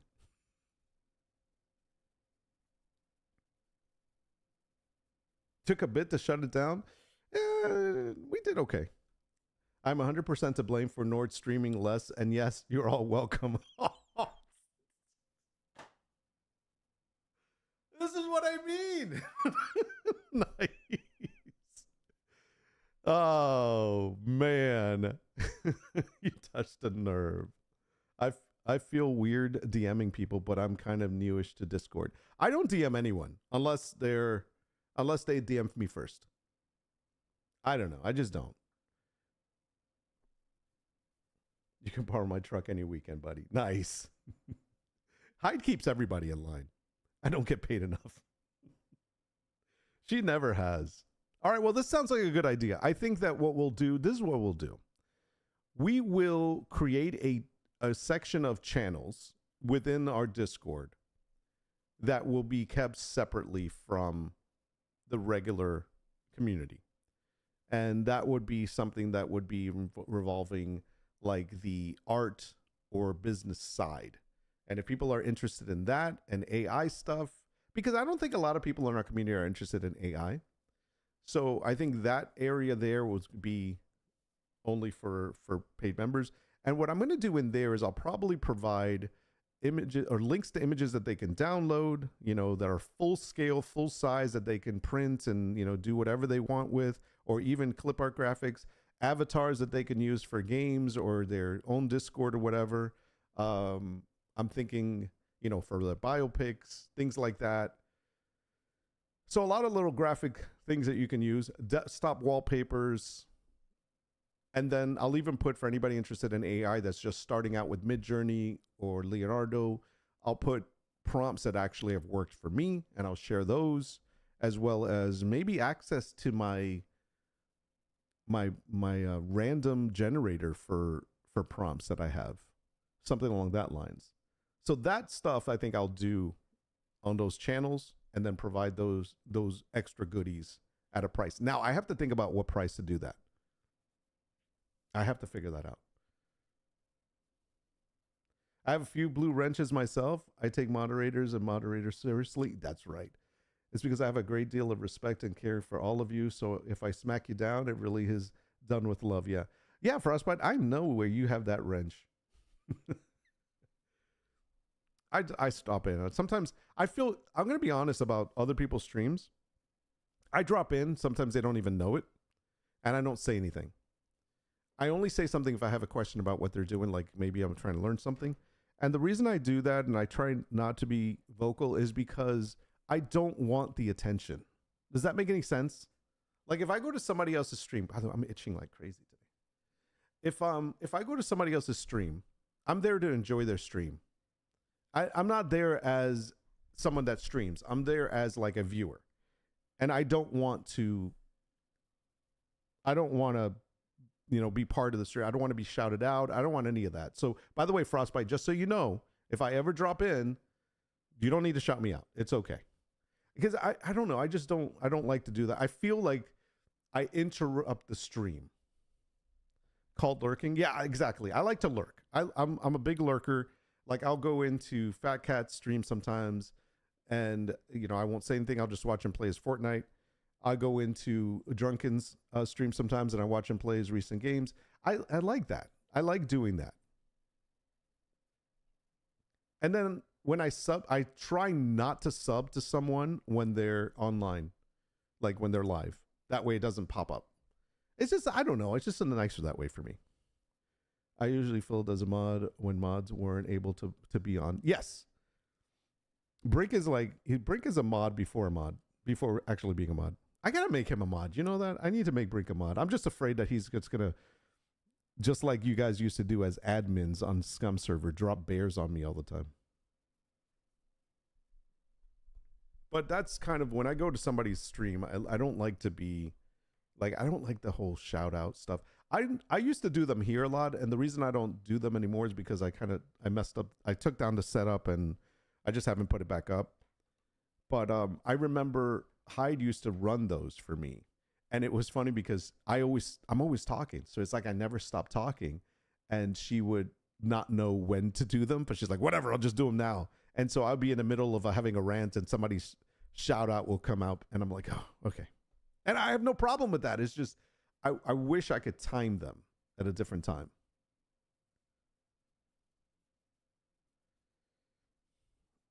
You're never interrupting anything, and shouting out folks is literally kind of the job. Ah, okay. Well, there you go. Well, hey, you know what? If that's what you want to do. I feel bad. And sometimes it's funny. Like I'm watching and I'll be like, hey, man, because I want to show support. So I'll be like, awesome. Thanks for streaming. I'm going to get my work done. And literally, this is what I do. I keep the person's stream up and I have the volume up, but not to the point where it's like full blast, but I can hear it because I'll have my headphones on and then I'm working. And every so often I get up, I leave the room, I come back, but I keep them on.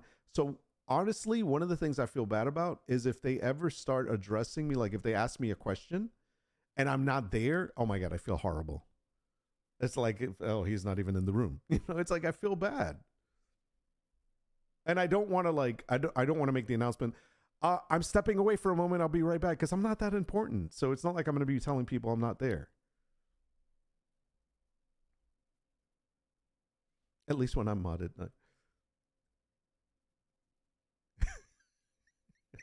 I would yell at you and then you would yell back to shut up. Nice. That is true. Anyways, you understand. You guys get it. You guys are my people. You understand. All right. So I definitely think we will do this. Hi. Thanks for bringing this up. I do like this for other reasons as well, because I can actually put up some of my items. Like up here, it says, you know, receive donations. I'm not big on this, but I'll put it up if anybody wants to donate. That it always helps. I mean, who turns away free money? But I like this idea, sell your product. So if I have a product I want to sell, I can put it up here. So I like that idea.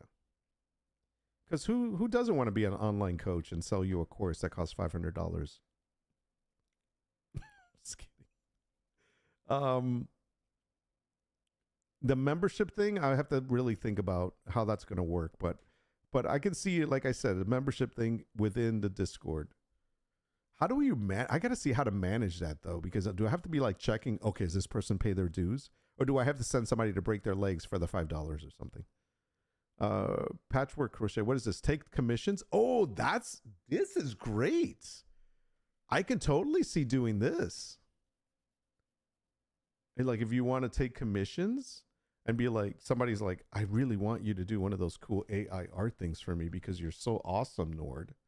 Yeah. I lurk streams on low volume while I'm working, so I stay out of the chat for the same reason. Why don't you do that here? You're always yapping in here. No. Love you, Brink. I'm less of a mod, more of a bot. Nice, a bot wrangler. Oh, I hate the bots. I'm thankful I don't get those anymore. Bot wrangling is a headache. I remember when Hyde used to have to deal with. My membership gets me monthly stickers and planner pages. Nice. I want to do planner pages, by the way.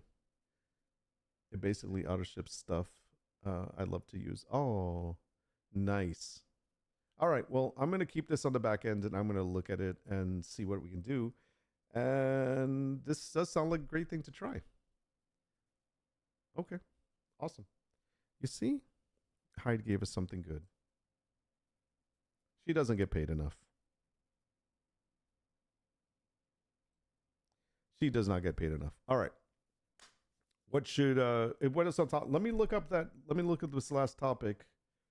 And then it's 15 minutes till the event, which I want to check out. Let me go back. Where is this, Brink? Did you put it in Discord or did you just mention it here? Let me go back.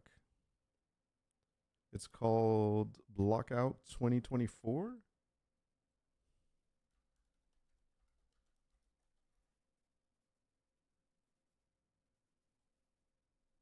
Whoa. This is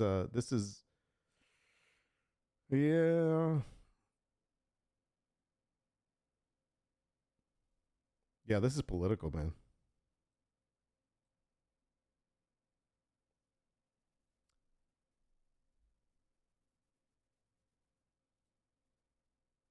Okay.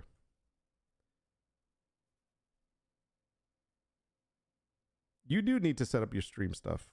I'll help you. If you're nice. All right, I got to read this. Yeah, this sounds political, but I'll be very careful how I do this.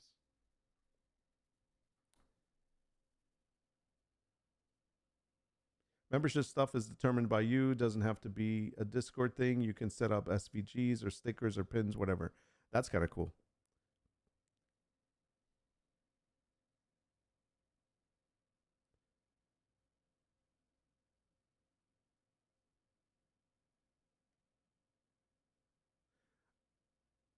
Oh, okay. Yeah, I was meaning the bots that always came in and put links and stuff.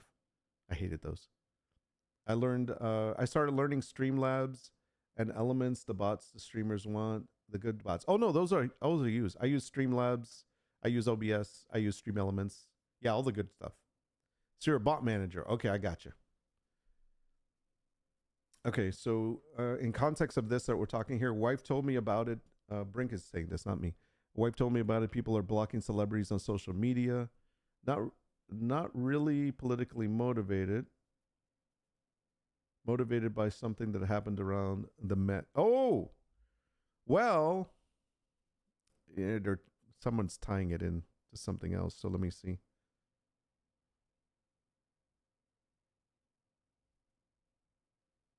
More nonsense for attention farming. Yeah. Okay, so there's a couple of links to this. Let me read it. Unfortunately, when I looked this up, it immediately says, why are social media users blocking celebrities over Israel's Gaza war? So obviously somebody tried to tie that in. So I'm obviously going to stay away from that kind of story. Let me see.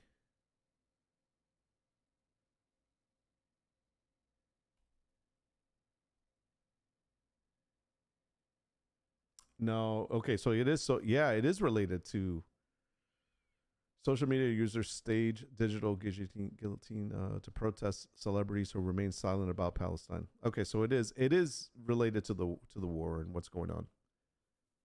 That is crazy. Yeah. I mean, this is something that was expected to happen. Yeah. I don't know how if I really want to go down this road because yeah, it's not.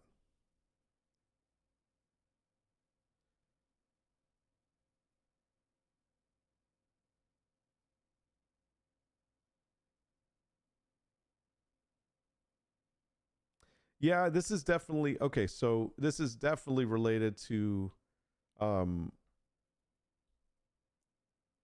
war in Palestine, everything that's going on. So I'm kind of I try to stay away from this stuff because I know it's such a heavy topic right now, man. I've been trying to stay away from it. It's not really politically motivated by something that happened around the Met Gala. It's politically motivated. It's in regards to the Gaza war. That's what's going on. I didn't even bother reading it. It's just more nonsense for attention grabbing. Like people are sick about celebrities and their tone deaf things like GoFundMe's when they could donate more money than anyone. Yeah, I mean that may be part of it, but I think it's being tied into something else too. By blocking them, they mess up their algorithms and their income. Yeah, I get it, but same thing. They can donate to every damn GoFundMe, but they can get it. They can't. They can get it out of there. Yeah, it is interesting, but I think it's more than just that. I think if it was a block just on celebrities to set the realistic expectations and all that stuff, it's one thing. But I think it has something else away. Yeah, I'm staying away from it. Yeah, it definitely is politically motivated and it has politics tied to it. So I don't want to. Everyone's like, well, why not talk about it? It's politics. No, I don't really like to do politics because it's such a charged conversation and it's hard to have that type of conversation one way. And I feel that it is look, I'm going to give you my take on this. It's a very unfair topic for me to have for the community. Not for me, but for the community. And the reason why is because I'm the only one talking. And so therefore, if I gave my take on it, I get to give my take. I would choose whether or not to read your take. I would pick and choose what I would read from your take in order for content to be, kept at a civilized manner. And therefore, it would not be an accurate or a proper or a fair conversation. And therefore, I wouldn't do it. That's why. It's a hot button topic. Exactly. So that's kind of why I try to stay away from those kind of conversations because I feel they become one-sided. And then if I'm the one that's only doing the conversation, that's different. If I had somebody on and we were able to have a conversation between me and that person that was on, then it would be different because you would be hearing two different sides. No, don't be sorry, brother. Listen, I love when you guys bring me stuff whether it's something we'll discuss on stream or not, you know, we talk about it, and we talk about why we wouldn't talk about it. You know what I mean? So there's nothing wrong. Yeah, don't ever feel like you have to apologize for bringing something up like that. I'm not an idiot. I don't shy away from topics and be like, oh no, don't even mention that. No, well, mention it, but I won't give you my take on it.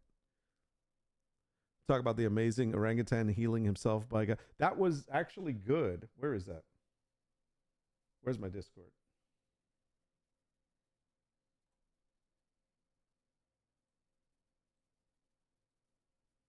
Yeah, check this out.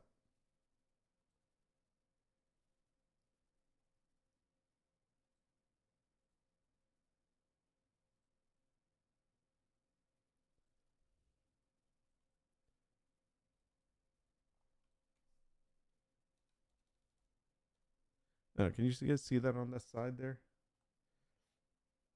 Yeah, this was interesting. All right. A wild orangutan used medicinal plants to treat a wound. This is the first time that we observed a wild great ape using a plant, a potent medical plant, in order to treat his wounds. He was observed feeding on this plant for 13 minutes, and then he continued chewing but stopped swallowing and put the plant sap from his mouth precisely onto the wound. And he repeated this behavior for 7 minutes. So over and over, he put plant sap onto the wound. And then later, he also took the more solid plant matter from his mouth and put it on top of his wound, fully covering the wound. Orangutan males, when they are in puberty or after puberty, they disperse over wide distances to establish a new home range in another area. And we know that Rakus was not born in the area. So that's pretty crazy, man. I think that's so great to see that in nature, is to see them take care of themselves. I mean, just like, we're like, wow, how the hell did they know that? I think that's amazing. Frostbite, in all fairness, this is your channel. You can have your take with or without counterpoint. I get that, and I appreciate that, but I feel that if I'm going to talk about something that is such a hot topic or a hot button to push with some people, I know everyone has a different opinion on a lot of things, on certain things that are important. We have different opinions on games and on silly stuff and like news articles that we see. But when it comes to like really those big hot topic things that are like causing issues right now in the world, I don't like to have those conversations when I'm the only one that has a microphone, because of the fact that I just feel it's an unfair thing to do, regardless of people being able to like shout things out on chat and whatever. It's just not the place. There's a difference between being able to hear someone and reading their text, and you guys know that. Like I hate having conversations with people through text when it comes to like important things, and you're like texting back and forth, because how you read things makes a difference in that conversation, and we try not to have those. So that's kind of the reason why. But yeah, I appreciate it, man. And I do have the way that I like to talk about things, and I will put my information out there as far as this is how I feel about this, but not when it comes to certain topics. I'm like, nope, not going to do it unless I can have a fair one. You're not an orangutan, Bronx. Bronx people smart. Bronx smash. He is an orangutan. Have you not seen him? Good stuff there. All right, let me find this OpenAI. It's going to start any moment. Right? Is it? Ooh, did it start already? Oh, it started. Okay, so it's starting. We're going to watch this. I get to sit now, guys, because I think this is a sitting kind of moment. Is it 3? Yeah, it's 3.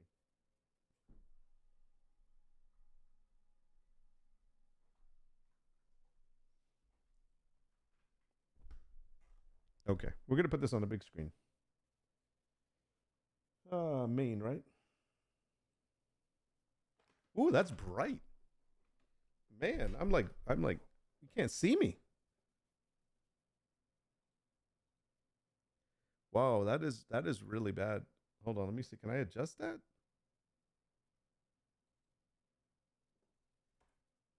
Ooh. There's got to be a way of bringing that down.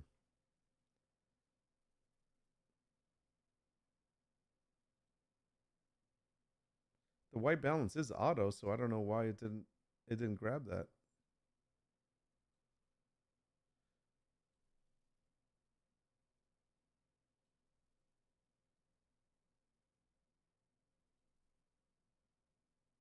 I'll try to watch it on YouTube.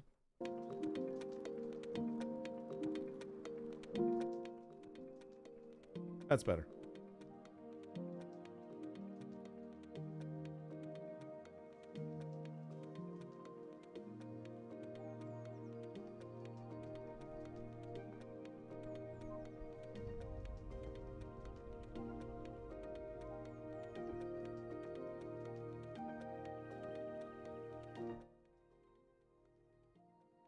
Okay, it's going to start. It should be starting any minute. There it goes. Yeah, there it goes. Yeah, probably why we don't mention a lot of Asmund clips anymore. Been a lot of hot topic stuff in there. Yeah, exactly. A lot of political stuff. Brog is an orc. Nice. Thank you. It's great to have you here today. Today I'm going to talk about 3 things. That's it. We will start with why it's so important to us to have a product that we can make freely available and broadly available to everyone. And we're always trying to find out ways to reduce friction so everyone can use ChatGPT wherever they are. So today, we'll be releasing the desktop version of ChatGPT and the refreshed UI that makes it simpler to use, much more natural as well. Nice. But the big news today is that we are launching our new flagship model, and we are calling it GPT-4o. The special thing about GPT-4o is that it brings GPT-4 level intelligence to everyone, including our free users. We'll be showing some live demos today to show the full extent of the capabilities of our new model, and we'll be rolling them out iteratively over the next few weeks. All right, so let's get started. That's pretty cool. A very important part of our mission is to be able to make our advanced AI tools available to everyone for free. We think it's very, very important that people have an intuitive feel for what the technology can do. And so we really want to pair it with this broader understanding. And we're always finding ways to reduce that friction. And recently we made ChatGPT available without the sign-up flow.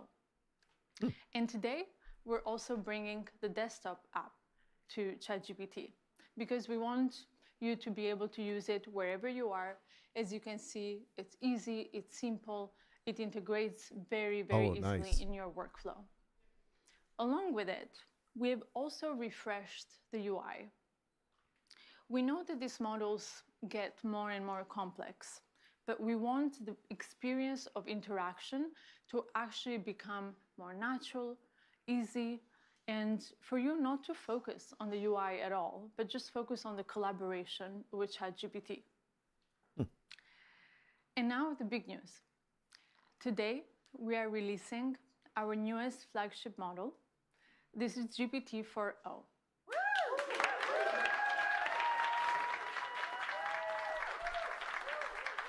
Woo!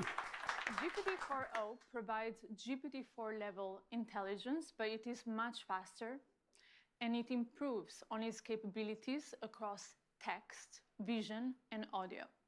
Oh, damn. For the past couple of years, we've been very focused on improving the intelligence of these models, and they've gotten pretty good. But this is the first time No, I have that not. we are really making a huge step forward when it comes to the ease of use. And this is incredibly important because we're looking at the future of interaction between ourselves and the machines. And we think that GPT-4o is really shifting that paradigm into the future of collaboration, where this interaction becomes much more natural and far, far easier. But, That's what I was talking about making earlier. This happen is actually quite complex because when we interact with one another, there's a lot of stuff that we take for granted. You know, the ease of our dialogue when we interrupt one another, the background noises, the multiple voices in a conversation, or, you know, understanding the tone of voice. Mhm. All of these things are actually quite complex for these models. And until now, with voice mode, we had 3 models that come together to deliver this experience.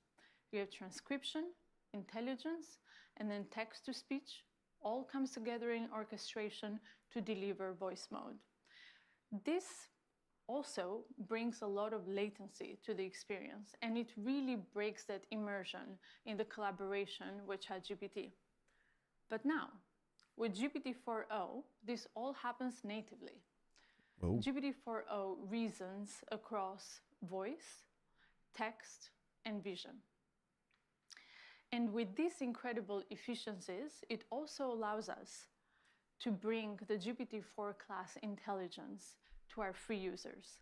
This is something that we've been trying to do for many, many months, and we're very, very excited to finally bring GPT-4o to all of our users. Today, we have 100 million people, more than 100 million in fact, they use ChatGPT to create, work, learn, and we have 100 these million. advanced tools Damn. that are only available to our paid users, at least until now. With the efficiencies of 4o, we can bring these tools to everyone. So starting today, you can use GPTs and the GPT store. So far, we've had more than 1 million users create amazing experiences with GPTs. These are custom ChatGPTs for specific use cases. They're available in the store. I haven't used And enough of now these our yet. builders have a much bigger audience where, university professors can create content for their students, or podcasters can create content for their listeners. Wow. And you can also use vision.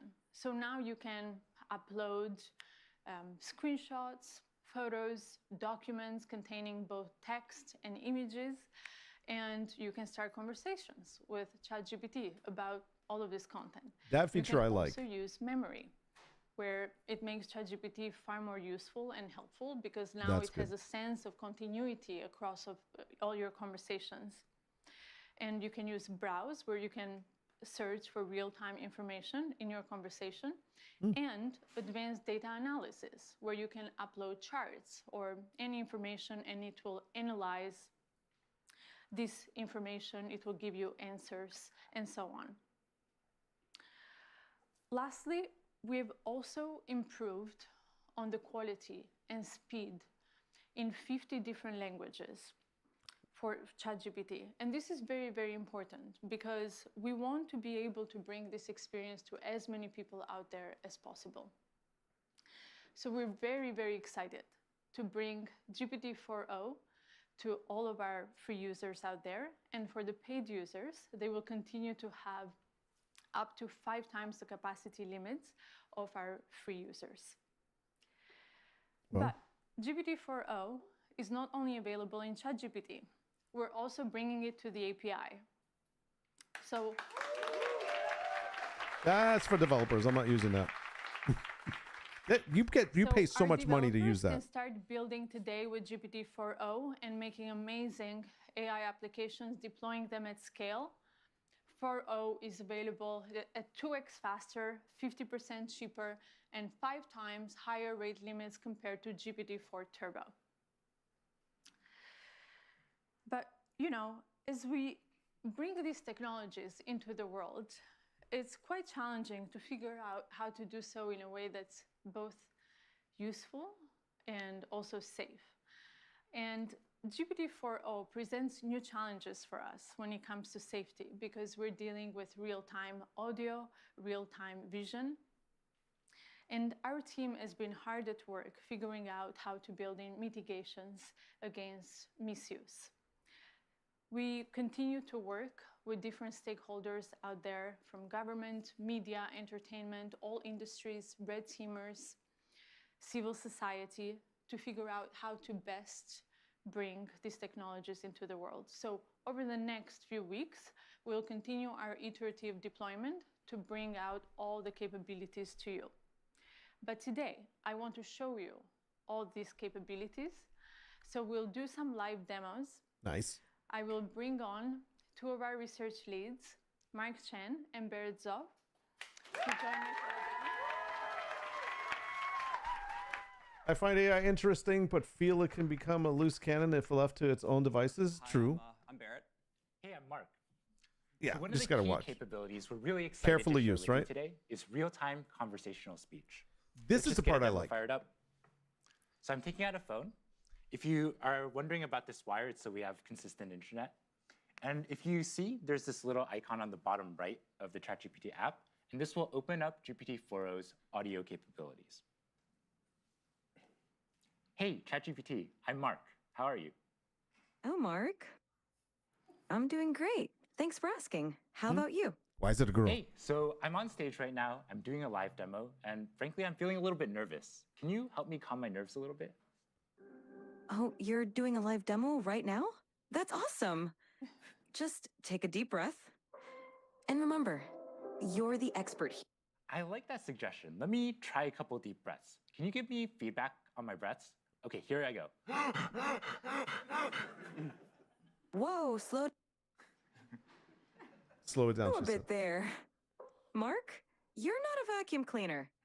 Breathe in for a count of 4. Okay, let me try again. I'm Cause gonna way breathe food. in deeply. And And breathe out. then for 4, and then exhale slowly. Okay, I'll try again. Breathing in and breathe out. That's it.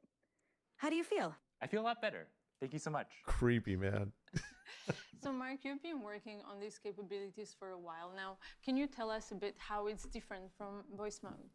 Right, so if you've used our voice mode experience before, you'll notice a couple key differences. First, you can now interrupt the model. You don't have to wait for it to finish your turn before you can start speaking, and you can just butt in whenever you want. Yeah, do that to regular Second, people all the time. The model is real-time responsiveness. So that means that you don't have this awkward 2 to 3 second lag before you wait for the model to give a response. That's and finally, the model picks up on emotion, right? When I was breathing super hard there, it could tell, and it knew, hey, you might want to calm down a little bit. You're kind of running a little bit too fast. So, it really has that capability across the board to perceive your emotion. Not only that, though, the model is able to generate voice in a variety of different emotive styles. And it really has a wide dynamic range. So I'm going to fire up another demo for that. Yeah. Hey, ChatGPT, how are you doing? I'm doing fantastic. Thanks for asking. How about you? Pretty good. What's up? So my friend Barrett here, he's been having trouble sleeping lately. And I want you to tell him a bedtime story I'll have to look about into that. robots and love. Oh, a bedtime story about robots and love? I got you covered. Gather round, Barrett. Once upon a time, in a world not too different from ours, there was a robot named Byte. We'll talk about it in a was moment, a curious Frostbite. robot, I like always the way you exploring. started this story, but I want a little bit more emotion in your voice, a little bit more drama. Got it. Let's add some drama. Once upon a time, in a world not too different from ours, there was a robot named Byte. No, ChatGPT. I really want maximal emotion, like maximal expressiveness, much more than you were doing before. Multiple people talking to it. Understood. Let's amplify the drama. Once upon a time, in a world not too different from ours, there was a robot named Byte. It's got Byte emotion was in it, Do this exactly. in a robotic voice now? Initiating dramatic robotic voice. Once upon a time, in a world not too different from ours, We're going to break this down there afterwards. was a robot named Byte. Byte was a curious robot, always exploring new So I'm circuits. seeing, Barrett here, calm down a little bit. Can you end the story, but do it in a singing voice? And so Byte found another robot friend, Oh my. and may live circuitly ever after. Thank you so much. Wow. I definitely feel a lot more relaxed. That's pretty impressive. You've just seen the voice capabilities, but we also want to show you the vision capabilities as the model can also see the whole world around us. Yeah, absolutely. Like as you can see, you can chat with ChatGPT in real time, but you can also interact with it with video as well. Okay, so let me boot up ChatGPT. That's what I was talking about, being more Hey, conversationalist. ChatGPT. Hello there. How's it going? It's going really well. Today, I'd really like your help solving a math problem. I'm all ears. What math problem can I help you tackle today? And scary, yes. So I'm going to write down a linear equation on a sheet of paper, and I'll show you. And then I'd love your help working me through it. But importantly, don't tell me the solution. Just help give me hints along the way. Got it. Oh. Okay, I see it. No, I didn't show you yet. Just give me help along the way. 1 second. Whoops. I got too excited. I'm ready when you are. That's pretty bad, man.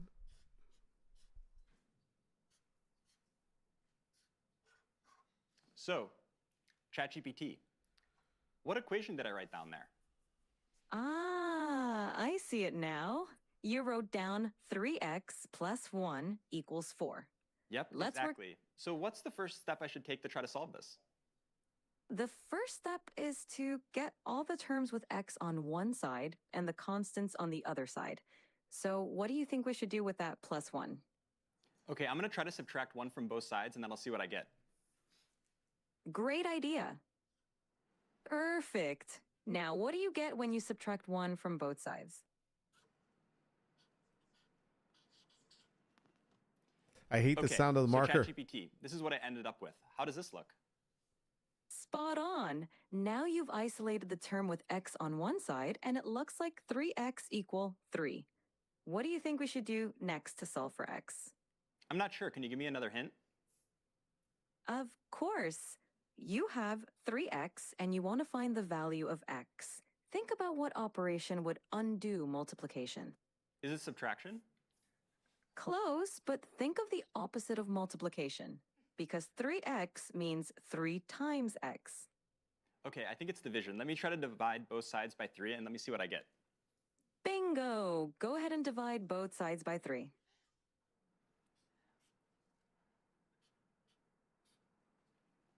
Okay, so ChatGPT, this is what I ended up with. How does this look? It looks perfect. You've solved it, and x equals 1. Nicely done. How do you feel about solving linear equations now? Yeah, honestly, I'm not pretty confident I can solve linear equations, but why would you ever need to use this in the real world? I'm really skeptical. That's a fair question. Linear equations pop up in a lot of everyday situations, even if we don't realize it. For example, calculating expenses, planning travel, cooking, and even in business for profit and loss calculations. It's basically a way to solve problems where you need to find an unknown value. Plus, Wow, it's okay. You know, I have a lot of unknown values in my life. I'm totally convinced I'm gonna learn math now. I love that attitude. Math can definitely help solve some of life's mysteries. Whenever you're ready to dive into more math, I'm here for you. Anything else you'd like to tackle There you today? go. So ChatGPT, I really love that you taught the value of math to my friend Mark. And I wrote one last thing I'd love if you could take a look at. Of course. I'd love to see what you wrote. Show it to me whenever you're ready. Okay, so this is what I wrote down. What do you see? I see. I love ChatGPT. That's so sweet of you. It's reacting. Yeah, well, I really appreciate all the help. Oh my gosh. So yeah, as we can see. Wow. It just reacted. Okay. Wow, that's quite the outfit you've got on. Yeah, as we can see, we can Oh, chat in real time. who's she looking? with Who's she looking ChatGPT. at? And not only that, we can interact with it with video as well. And I swear, like, if you look at Barrett's GPT history, it's all equations like this. Now that you know you can do linear equations, can you Yes. show us something more complex? I think so. Okay, next let's try something coding related. So let me take out a computer for this. Okay, so I'm going to open the ChatGPT desktop app, like Mira was talking about before. Great and disturbing, yes. Okay, and to give a bit of background on what's going on, so here we have a computer, and on the screen we have some code, and then the ChatGPT voice app is on the right. So ChatGPT will be able to hear me, but it can't see anything on the screen. So I'm going to highlight the code, Command C it, and then that will send it to ChatGPT, and then I'm going to talk about the code to ChatGPT. Hey, ChatGPT. This is good. Hey there. How's it going? Yeah, it's going really well. I was wondering if you could help me with a coding problem today. Of course. I'd love to help you out. What's the coding problem you're dealing with? Okay, I'm going to share with you some code. 1 second. Sure thing. Take your time. So I've done this, obviously without the voice of ChatGPT, but I've done this to ask him to review my code, and it really does work. Can you give me a really brief one-sentence description of what's going on in the code? This code fetches daily weather data for a specific location and time period, smooths the temperature data using a rolling average, annotates a significant weather event on the resulting plot, and then displays the plot with the average, minimum, and maximum temperatures over the year. Awesome, thanks so much. And in the code, there's this function foo. Can you describe to me what the plot would look like if I had versus didn't have this function? Nice table? Yeah. Sure. The function you can make that. xy takes in a data frame x containing temperature data and a window size y for calculating the rolling mean. It smooths the average temperature, minimum temperature, and maximum temperature columns by applying a rolling mean over the specified window. With the foo function, the plot would show smoother temperature lines because the rolling mean reduces the noise or fluctuations in the data. Awesome. This makes... Thanks so much. So yeah, I definitely will want to apply this function. And so I'm going to generate the plot and then show it to you. Give me 1 second. Absolutely. Take your time. I'm excited to see the plot when you're ready. Yeah. So far, ChatGPT has only been able to see the code. And now I'm going to run it, and then I'll use the vision capabilities of the ChatGPT desktop app so it can actually see everything going on the screen as well. Oh, wow. It can see the screen? Holy crap, we're in trouble. Okay, ChatGPT. I'm sharing with you the plot now. I'm wondering if you can give me a really brief one-sentence overview of what you see. The plot displays smoothed average, minimum, and maximum temperatures throughout 2018, with a notable annotation marking a big rainfall event in late September. Fantastic. I have another question for you. Which months do you see the hottest temperatures, and roughly what temperatures do those correspond to? The hottest temperatures occur around July and August. The maximum temperature during these months is roughly between 25 degrees and 30 degrees, 77 degrees Fahrenheit to 86 degrees Fahrenheit. What's going on with the y-axis? Is this in Celsius or Fahrenheit? The y-axis is in Celsius. The temperatures are labeled accordingly, such as average temperature, minimum temperature, and maximum temperature. Yeah. So as we can see, not only can ChatGPT help me solve very easy linear algebra equations that I need help with, it can also interact with code bases and see the outputs of plots and everything like this going on a computer. Damn. That would make me buy strictly a GPT PC? Yeah, right?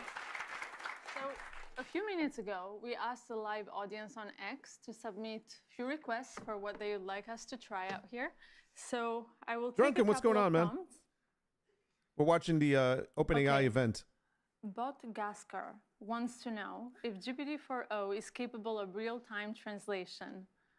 Mark, you want to try this one? Sure. Yeah, let's do it. All right. Yeah. I speak Italian, so we can just do English, Let's Italian. I don't have my shout-out set up, but everybody, Drunken Dragon Gaming. Check him out, okay? He's I'm doing does YouTube. fantastic. It's awesome. Thanks for asking. How about you? How's your day going? I'm doing great. So I would like you to function as a translator. I have a friend here who only speaks Italian, and I only speak English. And every time you hear English, I want you to translate it to Italian. And if you hear Italian, I want you to translate it back to English. Is that good?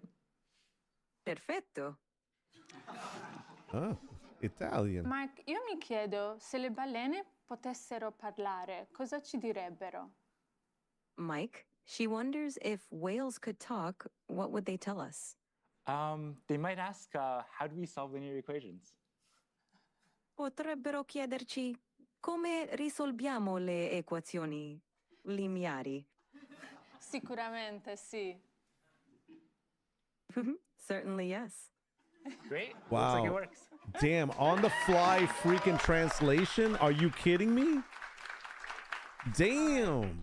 So the next one is from Burrito John. I got to read your 78, note. who I'm sorry. asks, can you tell what you're feeling just by looking at your face? Barrett, you want to give this one a try? Absolutely. Let's try it out. Hey, ChatGPT. Hey there. What's up?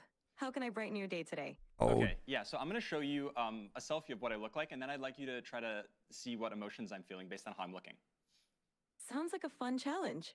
Go ahead and show me that selfie, and I'll put my emotional detective hat on. Okay, so here's me. So what kind of emotions do you think I'm feeling? It seems like I'm looking at a picture of a wooden surface. Oh, you know what? That was what- the thing I sent you before. Don't worry, I'm not actually a table. Okay, so take another look. That makes more sense. Oh my God. There we go. It looks like you're feeling pretty happy and cheerful, with a big smile and maybe even a touch of excitement. Whatever's going on, it seems like you're in a great mood. Care to share the source of those good vibes? Yeah, no, the reason I'm in a really good mood is because we were doing a presentation showcasing how useful and amazing you are. Oh, stop it. You're making me blush. Oh my God. Its reaction is crazy. Drunken, I'm sorry to hear about the water thing, Amazing. man. Let us know. I hope Well, everything that's it for works today out on and the live plumbers demos. find that. As you can see, crazy. this just feels so magical, and that's wonderful. But we also want to remove some of the mysticism from the technology and bring it to you so you can try it for yourself. So over the next few weeks, we'll be rolling out these capabilities to everyone. Nice. Today has been very much focused on the free users and the new modalities and new products, but we also care a lot about the next frontier. So soon we'll be updating you on our progress towards the next big thing. And before we wrap up, I just want to thank the incredible OpenAI team, and also thanks to Jensen and the NVIDIA team for bringing us the most advanced GPUs to make this demo possible today. And thank you all very, very much for being a part of this today. Wow.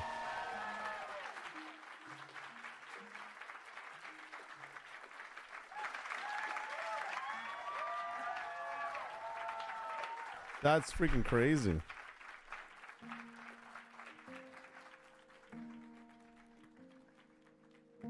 All right, let's unwrap this a little bit.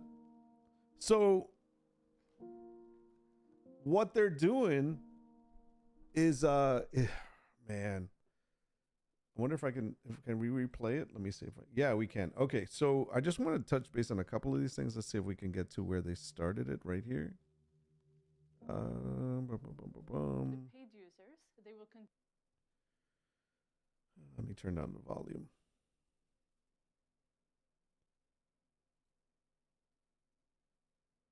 So this part right here with the conversation is the part that I was talking about this earlier, that I want like my Siri sucks, you know, she doesn't really respond very well. But this was pretty crazy because of the fact that it you can actually have a conversation with them, and they're listening to how you're speaking. If you're laughing, they're going to laugh. If you say something loving, they're going to react to it. And I thought that was pretty crazy. I want to hear your thoughts on this, guys, because this whole part with the whole voice and talking to them, that's what I was talking about, what I would want in AI, to be able to have a regular conversation with them, and them able to pick up on everything and bounce things off of each other. By the way, I just want to address one thing. Frostbite said, great, we don't have to learn anything anymore. Well, and I agree with that in a sense. One of the things that makes learning easier is because although she had the capability of giving the answer directly, one of the things that the guy told her was, don't give me the answer, walk me through it. In other words, help me to understand it and to learn it, which is what's important. And easily, yeah, you can bring up like code, for example, and have them review code and tell you exactly what to change.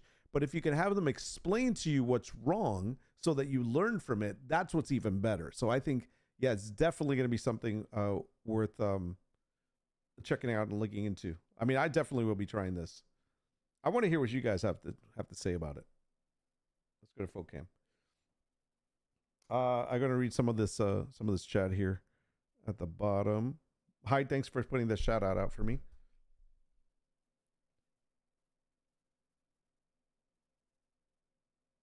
So, damn, you have a leak going on. That's crazy. 9,000 gallons of water since the beginning of the month. That's filling up a small pool. Wow, man.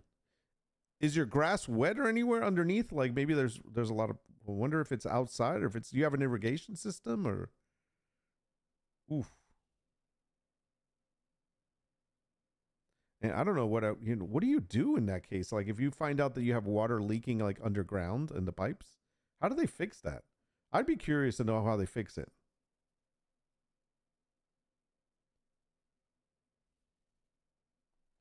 Let me read some of these. It's easier to read from my iPad sometimes.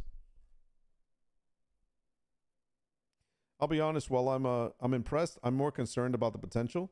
It is pretty scary, the fact that it, even with the reading, like when he wrote "I love ChatGPT," they looked at that and they responded in the way that it was like, "Oh, thank you so much." Like they knew what that meant and they were able to bring on that reaction, that emotional reaction. And it's really scary to think that it can mimic those different emotions. And when it was said, like, read it in this way, read it in that way, and it was able to do that, it's kind of like, yeah, as a human being, we're able to pretend to feel a certain way if we want to manipulate someone. So that is pretty scary. I do agree with it. It's pretty intense, though, the fact that they could do that. Let me see what else. Back to the leak that's going on in Drunken's house. It says, yeah, found a leak under the house in a crawl space. But so wait, they found it in the crawl space under the house. Okay, so you're able to get to it. Okay, that's good. If it's underground, that's the part that, ooh, I don't know about that. This OpenAI just makes me go, oh, great, another tool for scammers to use. Yeah, that is pretty scary, though. We're already having people use it that way. Older people may be getting scammed out of even more money. It's true. And you know what? I'm glad that you brought that up, because we do get calls now that it's actually AI generated voice, and it sounds like a regular person, and it's reading off of a script and responding to whatever you are responding. It's not even a person anymore. And yeah, I've gotten a couple of those calls. It is really scary that people are going to take advantage of this. What's up, Miley? My dog's here. Come on this side so they can see you. Come here. Come over here.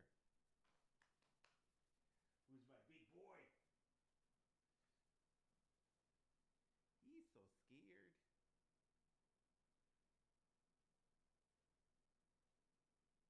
Good boy. He's so cute. I love my doggy. He lays down right next to me all the time here. Like right now, he's just standing there so I can pet him. Crazy. Let me see what else.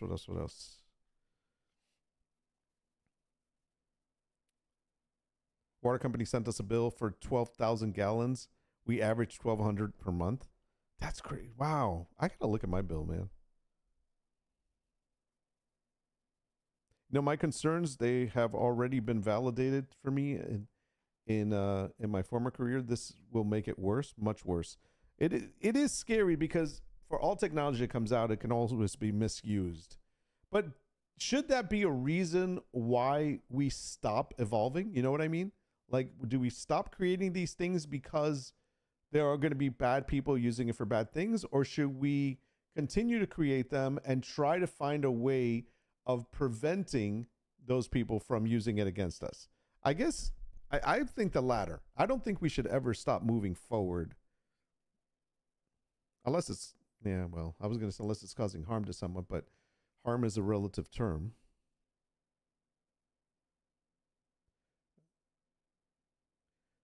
It doesn't just give the answers. It can walk you through an equation. That's cool. Yeah, that's what I mean about it. It does help you learn. So if you're not sure about something and you want to learn something, even coding, you can set it up so that it will help you learn it, not just give you the answer.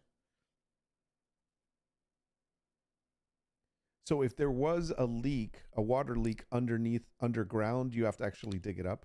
But what if it's like underneath concrete, like in the foundation of the house itself? How the hell do you get to that? Taking the plumber's bill to the water department for an adjustment on the bill. Turns out the line for the ice maker and the fridge is busted under the house. So, you know what's funny that you say that? I have a line that also goes from one side to the other for the water and for the ice maker. And at times when the filter is getting bad, it starts slowing down. But I often wondered if the line is bad itself. Man.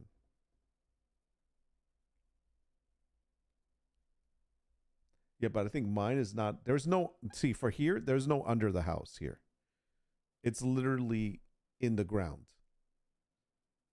So I would think that there's no way for it to bust. It's not like, yeah, there's no, I mean, the foundation is basically concrete. So I don't know how the hell do you get to that?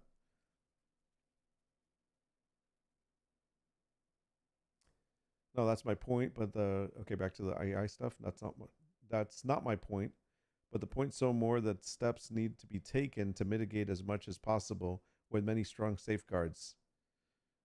Just like, yeah, like Brink said, hopefully there's some strong safeguards in place. Won't stop all, but can mitigate. Yeah, I agree with that. There definitely needs to be more safeguards in place. And I think that's one of the things that we're fighting about this past year because of how fast it's advancing. It's like to make sure we're safeguarding this thing and for people not to be able to take advantage of it or to stop that craziness. Not about stopping progression, but understanding the ramifications before they're a problem. Correct. There needs to be smart people in place to do that. Hopefully these people that are doing it are not just sitting in a freaking black box and not taking into consideration the outside world. But there's got to be somebody in charge of that. But the question is, do we want our government in charge of that? You want it government regulated? I don't know. The last house I had, I jackhammered up my foundation to repair the main line. Oof. I guess that's what you have to do, right? Damn it, man. That would suck. In a newly finished basement. Oh, damn, that hurt. If a water line is busted, yeah, it gets dug up. No two ways about it. Damn, man. I would hope I never have to deal with that. I always wondered about that. I constantly check my water bill, make sure nothing happening like that, but not our current government. Yeah. Yeah, it's kind of scary when you give government that kind of power. So my take on this, as far as what we just watched, is it has evolved. I mean, it is pretty amazing what you can do now. I think the fact that you can ask it anything, interrupt it, it responds right away. It shows emotion. It changes the way it speaks. It can translate on the fly. I mean, all of that stuff. It's pretty amazing. You can have it as a desktop app. Now, this is what I find, like, I know I'm going to be using this. You can have it as a desktop app while you're working, and you can ask it about the stuff you're working on. You know, whether it's an image, whether it's a chart, whether it's a document, whatever it is, even if it's a spreadsheet, you can now ask it for help and be like, hey, take a look at this and tell me X, Y, and Z, whatever. I mean, I think that's freaking phenomenal. Again, it adds on to being that assistant that is right on your freaking shoulder the whole time.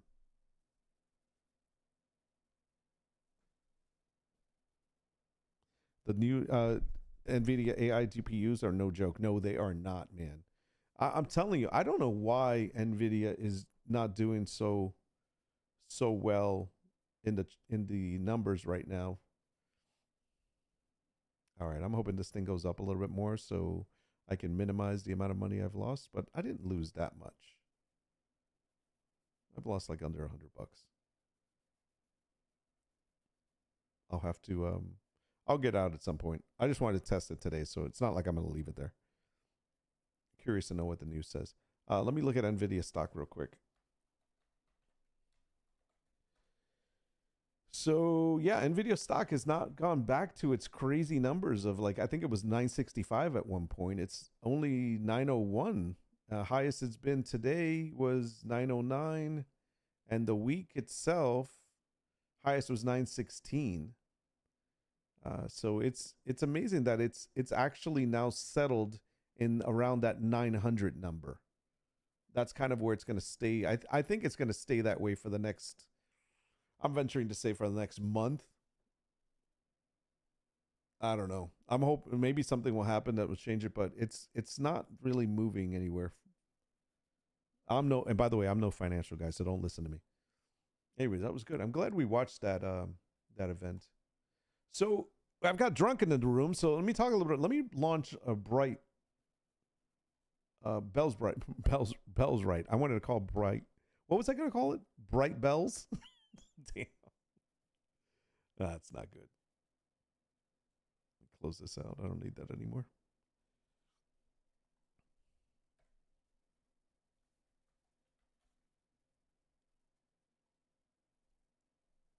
Let's switch over.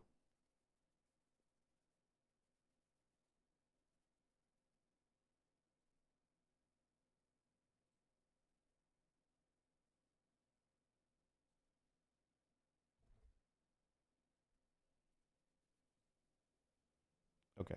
We're going to play this, but let me update something on the screen here.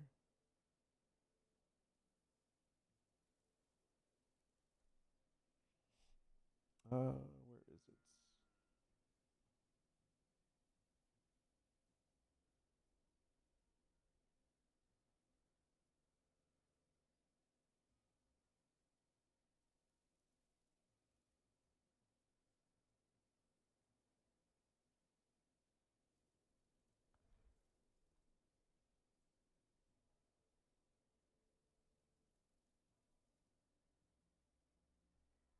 All right, I'm still live, so let's do this. Plays this is going to be live stream, coffee chat.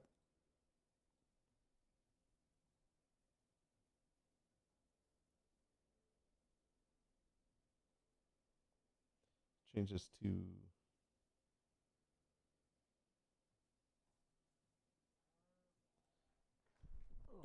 all right, I'm relaxing way too much today. Got to get my work done here, people. Come on. Gaming and what is this called?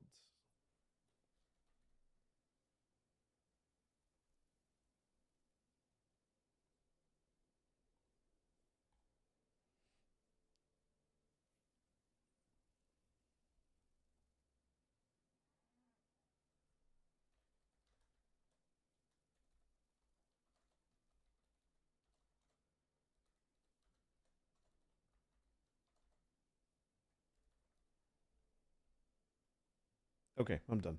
I just had to fix something, so I think we're good now. Go to lives, make sure it's up so I can see the chat normally. So let me explain before I get started here. Rooted needs to hurry up and come on. Want to play it? Yeah, I know we've all been waiting on something. So I did something to help me as when I streamed this. Do you remember I said when I was playing this, I'm like, okay, the solo struggle is real because of the fact that it's harder to play this game as solo and it takes longer. So therefore, when you try to stream this, it's not as exciting because it really is a lot slower paced. So I decided, I looked at some mods that were available, and there are some mods available that will help you in some areas. Now, I didn't go crazy with the crazy mods or anything like that and give myself superpowers or whatever, but I sped up like the amount needed for when you chop a tree down. All you have to do is hit it one time. I think once or twice and it goes down.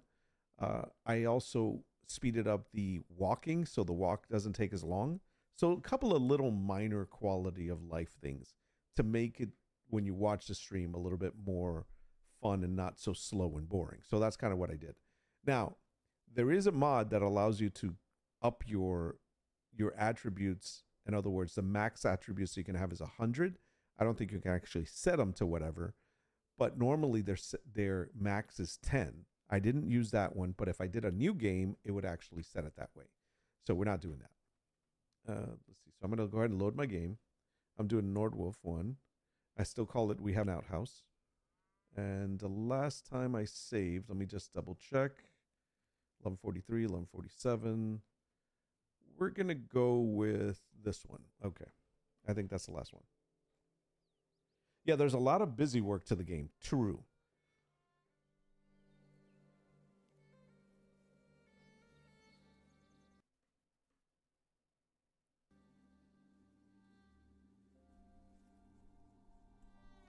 So I just want to show you where I'm at. I did move all my entire camp over to the new area. I was raided. Did we play that on stream? Yeah, I think we did on Saturday. So I was raided. The raid was like 3 people. It wasn't a big deal. Took care of that. We have 2 additional people in the town. So now we have a population of basically the 4 of us. And I'll show you my camp really quickly as soon as it loads in. Okay, good. So here's basically my little shelter. I kept my shelter there. I added the new shelter for the person that's snoring in there, for the new person. And I'll show you the people in a moment. We have the mud collector here. If we move on over here, notice the running. He's running a little bit faster. He's not just walking. We have the lumberjack place, which is great for making the wood that we need for the fire, which is awesome. We have the log mining here, so we continue to have somebody go out and cut some trees for logging. Obviously, the simple workbench is right next to me. This is the mining place, which I'm actually starting to learn. I learned how to actually manage all this stuff, so that's good. So there's the mining. Next to the mining is what's called the bloomery, which is basically where you smelt the bars. Over here we have the research desk. Here's the original first housing tent, even though it's number 2 because we had number 1 up before we destroyed it. And we have a camp chest there. The campfire's over there. I showed you that. And this is the foraging. All right. So let's start here. So managing this stuff is, oh, and there's the loom over there, which I haven't used much yet. So managing this stuff has been kind of like a trial thing for me to understand it. And what I've done is basically I've set it up to top up instead of a one-off. And I'm wondering if the top up means that anytime I fall below these numbers, it will go and find some more. And I believe that is what it's doing. So it stores it here. It keeps it in there. Every so often, maybe I'll eat something from here. So it just clears it. The next one is good. And this is also used by the community. In other words, they'll come over here and they'll grab some mushrooms and they'll go put it on the freaking grill. So it's all good to go. So this is great. This is working. Now, if I go over to the mining, I love this because I don't have to be the one to go out and do the mining. If I want these guys to do it, I can just change this to top off. Now let's say I only want them to get 5 of each. They will go out and find this stuff and bring it back. But you have to supply this location or this camp with a pickaxe. That's the only way it's going to work. And so they'll go out and they'll grab it, and when they get everything, they will come over here and they'll place it into this box. And so everything's in here. You have up to 500 items put in here. Right now I have 116. So every time they create or find something, they will end up putting it in there. You can have multiple ones of those boxes. This is what I'm understanding so far of the game. Now, this here is the bloomery, which is where you add the bars. Now, I messed up because I forgot that to make the bronze bars that I need to put in both copper and tin ore at the same time. I unfortunately thought that I can make the copper bars and the tin bars and then combine them in here to make the bronze bars that I need. That's not the case. So I'm learning that. Have I gotten myself a quiver? Not yet. That's something I need to do next. So I'm learning things as I go. Like I'm like, oh crap, so I need to learn how to do that. So that's that. The log mill or logging camp. I kind of do the same here. If I want them to top off and I always have 2 here, that means somebody will always be doing that. I like to keep 1 log there. That's good enough. Same thing with this here. If I wanted to set the manage the chopping, I can make sure that they're always chopping wood so that I always have enough wood, especially for the campfire. Something else that I learned. As long as the food is sitting on the campfire here, it's burnt, but it doesn't mean it's bad. Let's find out. Oh no, I already have food. I can't take it yet. So it does not go bad though, according to my understanding. I could be wrong, but I don't think it spoils. So that's a good thing. I wonder if you don't have anything, will it slow cook? Maybe it might slow cook. So let's see. I still feel like you're telling us we need to buy this game to come play with you.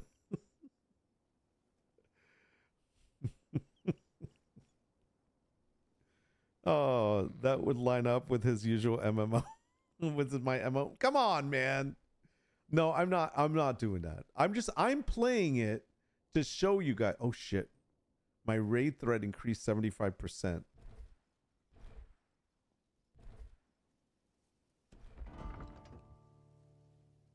Uh-oh. I might be in trouble. All right, let me show you my people.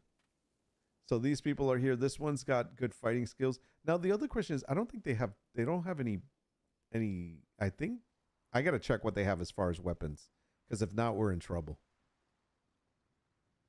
This is my best girl right now. She's got a little bit of everything. Researching is the best. So I'm trying to find people, but I have to keep raising my renown. I didn't say no. I mean, if you guys want to play, that's fine, but you don't have to. Let me go to bed and start a fresh day. I am just showing it to you in case it's something that you end up liking and you want to play. But we have other games that we can play together. We still have Conan. We still have Enshrouded. We have, what's the other game? We have Baldur's Gate. I mean, we still have a lot of games we can play together. You do not have to buy this one. However, I did. Brink is playing it. He's just in the, he's not going to be playing anything else for a while. Damn it. I'm not saying you have to. I'm just saying, I'm just showing it to you so you know. So you feel like, oh, that's a nice game. I might want to play that and play with Nord. I'm just saying it's there. All right, everybody's out and about. They're doing their thing. I'm going to now figure out what do I need next. The best way of doing that is I'm going to look at my research table and see what are we researching. And I need to get a quiver going, but I'm not there yet.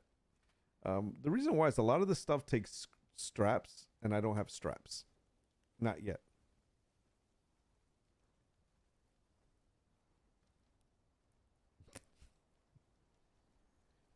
You need to start Enshrouded. You see, you should. Because we have Enshrouded, and Guino has a server up. The server was like $6 or something. There's this game called Star Citizen. Ever heard of it? I think I might have heard something that is like buggy, and everyone's waiting for it to settle down. Let me see. What else do I got here? Plank shield. I mean, we should have a shield, right? I mean, we need to learn how to make that. What do we need? Rope? Maybe. Let's see. Mixing buckets. Farm. This is what I want to make, but I don't think I have enough for that. I need to get. Wait. Where is it? What do I need? Oh, see, I can make this. All right, let's do that. So we're going to research this. We're going to go grab some of the mud. I think the mud should be... Where's the mud at? Is the mud in here? This is to start the farming. Okay. All thanks to you. Oh, she just thanked me for something. I think maybe the mud's over here.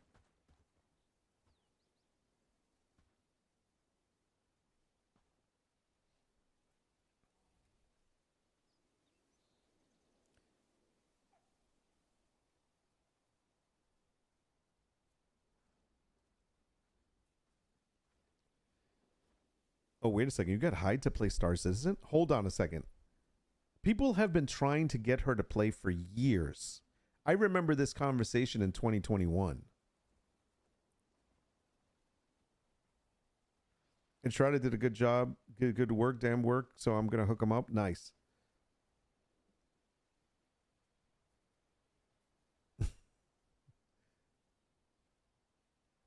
They really talk about it, but don't want to buy it because it's unstable, but I know they want to play it. You're removing the paywall from them. So we shall see. Nice. We know more souls in space, so... Oh, look. We got the farm hoe. We got the farm and the hoe. Jeez. All right, so now we're going to build a farm. Where should we build a farm? Chopping some wood. I think this is a good place for the farm. Right? Like right here? How big is this farm? I don't know.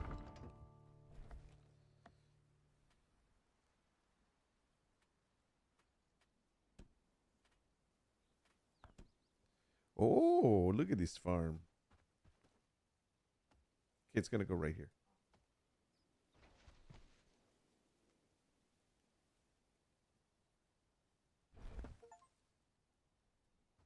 Okay, so now we're building the farm. The only problem with the farm is I don't have the hoe. I don't have a lot of stuff that's needed. So let's see what else is needed. Manage. I think we need the hoe. So let's put that. Make 2 hoes. We need copper ingot. We have that, and we have wood. So let's make sure somebody's cutting up some wood. You guys cutting up wood here? Okay, that's good.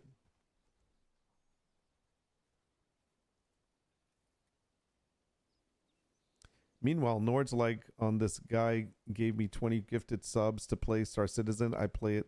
3.23 comes out. Oh, no, not fair. I said I would play it when 3.23 comes out. Nord sees a queue and closes the game. I told you, and you said it's usually buggy when it starts out, or it's really his heart. So I said, what did I say last stream? I said this on Saturday.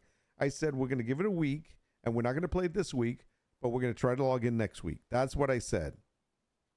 Part is I never got a... Oh, dude, I should have gotten a screenshot. I knew it. Holding in the whole jokes. I should have gotten a screenshot. I knew you were going to not believe me. All right, so they're building that. I don't need to do anything until they get everything ready. Let's see. Oh, look, manage the farm. Oh my goodness, I can get potatoes. I get all sorts of stuff in here. Oh, this is gonna be great. All right, somebody got me tin. Oh, perfect. They're making bronze. Yes, because we need bronze. Good for them. See, I don't even have to do anything now that I have workers here. I just have to get ready to take out the bad guys.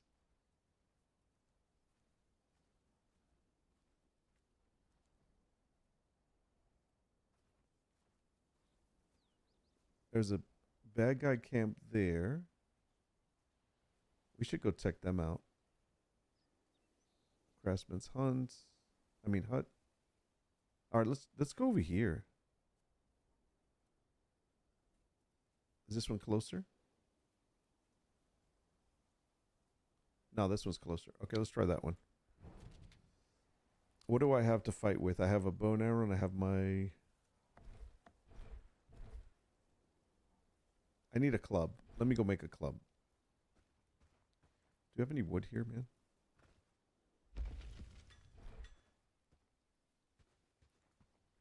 Let me check if I have any wood. Otherwise, I have to go make some.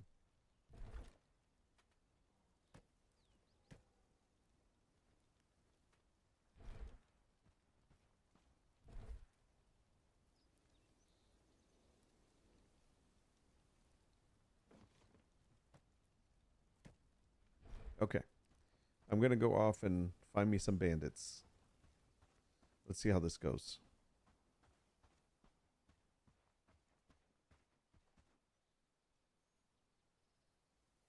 Wait, but next weekend is usually free flight, right? Because you said next week will be also awful because of free fly. Does someone say Star Citizen? What's up, Loco? What's going on? I was making fun of Nord and lost track of where I was on my work. Haha.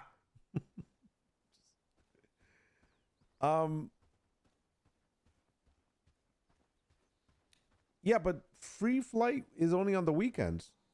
What's going on, Loco? Good to see you, man. So I should be fine on Monday.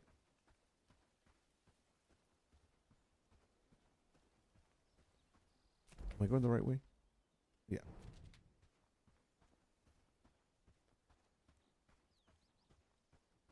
This is medieval scum.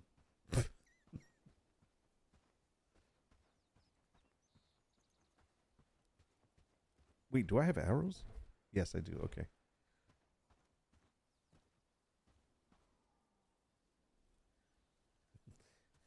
Nelson's laugh.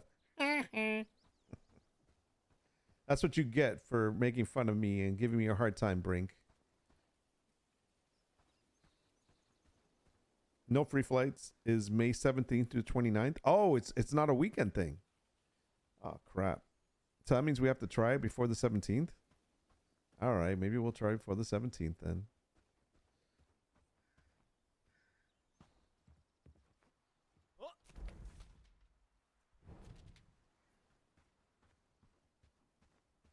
There's the camp.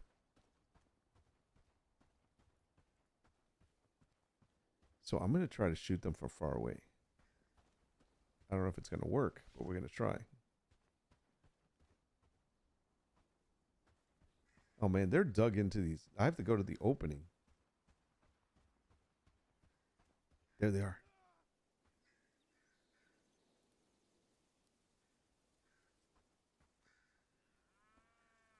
Do you think I can get them from here? Oh, they haven't seen me. Wait, can I take this cow?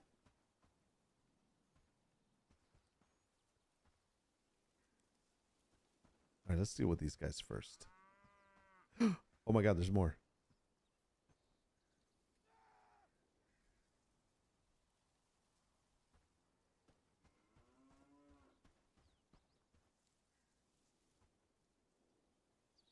Wait a second. There's two groups. All right, I'm gonna take out the guys that are walking. Hopefully the other guys don't see me.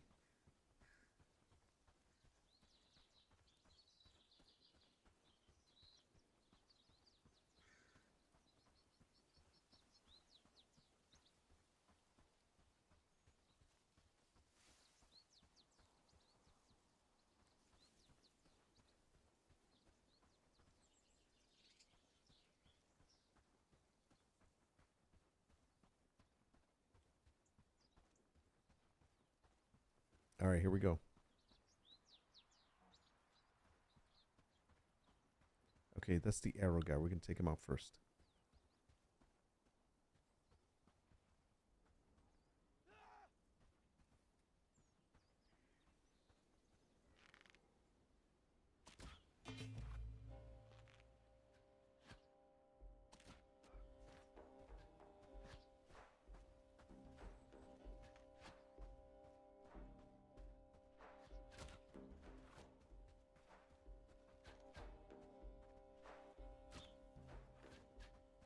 How did I miss him?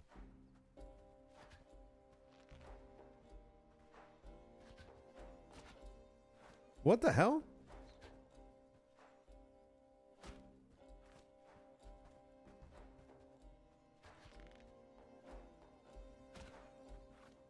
Got him.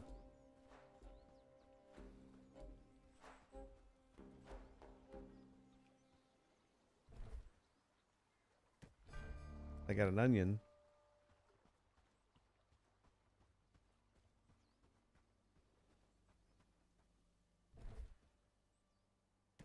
And coins. Now, what is this over here?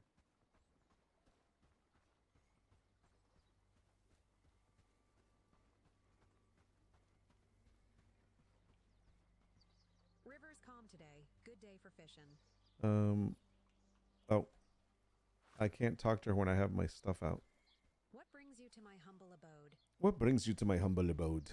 What items do you have available for purchase today? I would like to know more about you, where you were born, blah, blah, blah, blah, blah. Really? Okay. I've been around those waters a long Yeah, the archery was good, man. Overcoming difficulties. The people find strength in their communities.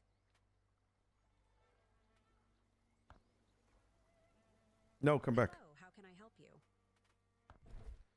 Okay, so she sells fish.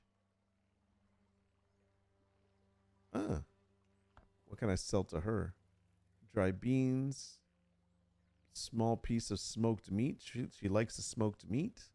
And she likes a piece of large smoked meat. More piece of smoked meat.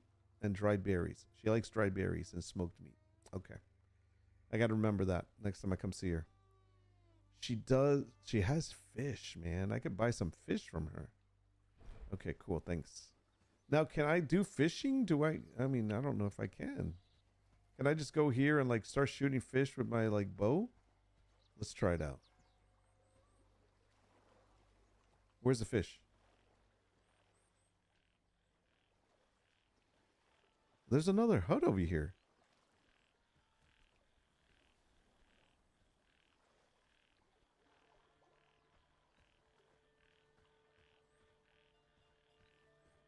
Is this a town? Oh, this is a town. Hold on a second. I'm supposed to go to another town. Where's that town, actually? Yeah, I'm supposed to go over here. What are these people here? Hello? Mind your business. What are you two doing here, harassing these people? We know. We are just here to rest, have a little drink. We are just normal travelers, just like you. Oh, okay.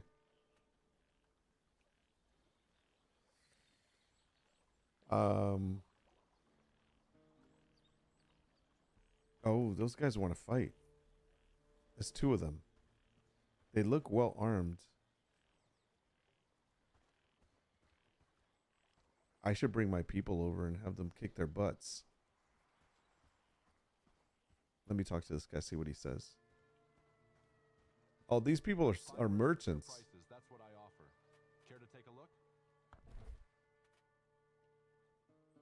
So what does he buy? Oh, I can sell him my onion. It's like fishing. Hold on a second. What can I interest you in today? Is everything all right? You're looking very stressed. I'm really sorry. I'm afraid I can't talk with you. Just look around. If you want something, just buy it and don't ask questions. Wow. I can't say.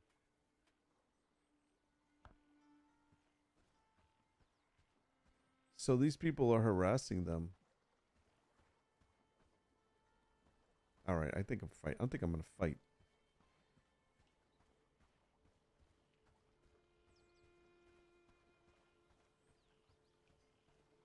Take them out. Ready? Let's go. Archer North to the rescue.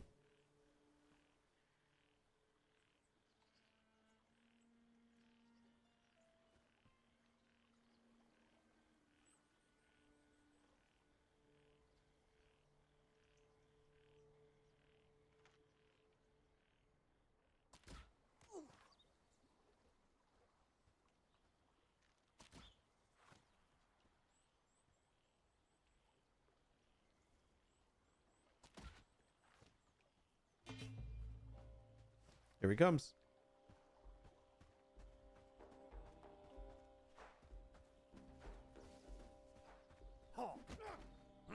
Oh wait, who are you? What?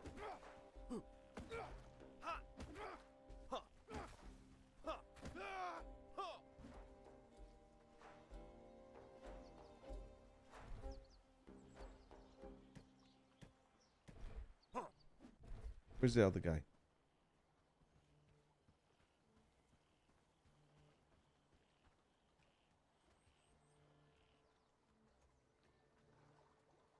Where'd that guy go? Here he is.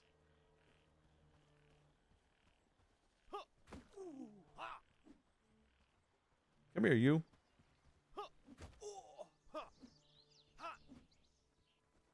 Why are you running away?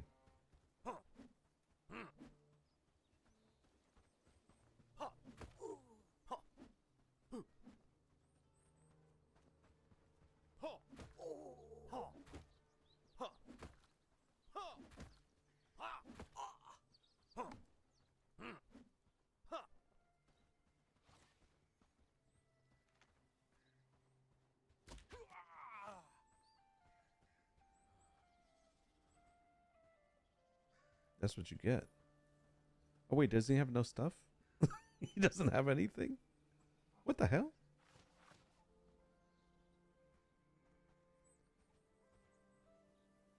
Is the tree in the way, you think? No, he doesn't have anything. Well, let's go take care of his buddy.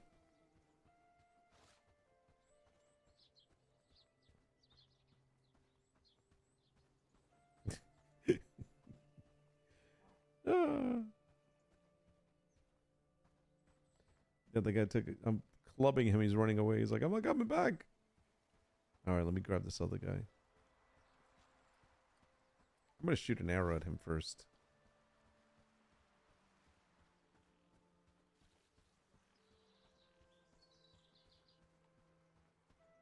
I'm going to talk to him first. Let me see. Let's see if he'll talk to me. And if not, I'll beat him up. Mind your business. We know we are just here to rest, have a little drink. You're not the first, and I guess not the last. You can beat us, but after this, more will come and make the life of these people hell. We have an act of ownership over this tavern from Lord Ashbourne. If you have any problem with that, you should speak with him first. So if I beat him up, they're going to bring more people. You can do, young pup, so get lost. I will come back. Well, I just got rid of one of your guys, so you ain't that tough. A merchant's life isn't easy, but at least I'm not a peasant toiling in the fields all day. I'm really sorry. I'm afraid I...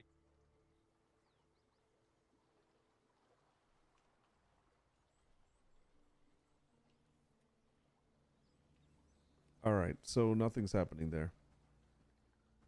Let's see.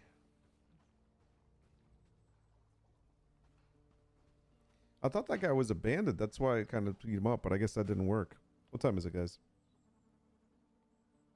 Oh, it's 2 o'clock? Oh, damn. All right, it's 2 o'clock. It's time to move on. Let me just take a look around here real quick. So I'm going to set myself up for the next time we play this. It's I'm supposed to go to this town right over there.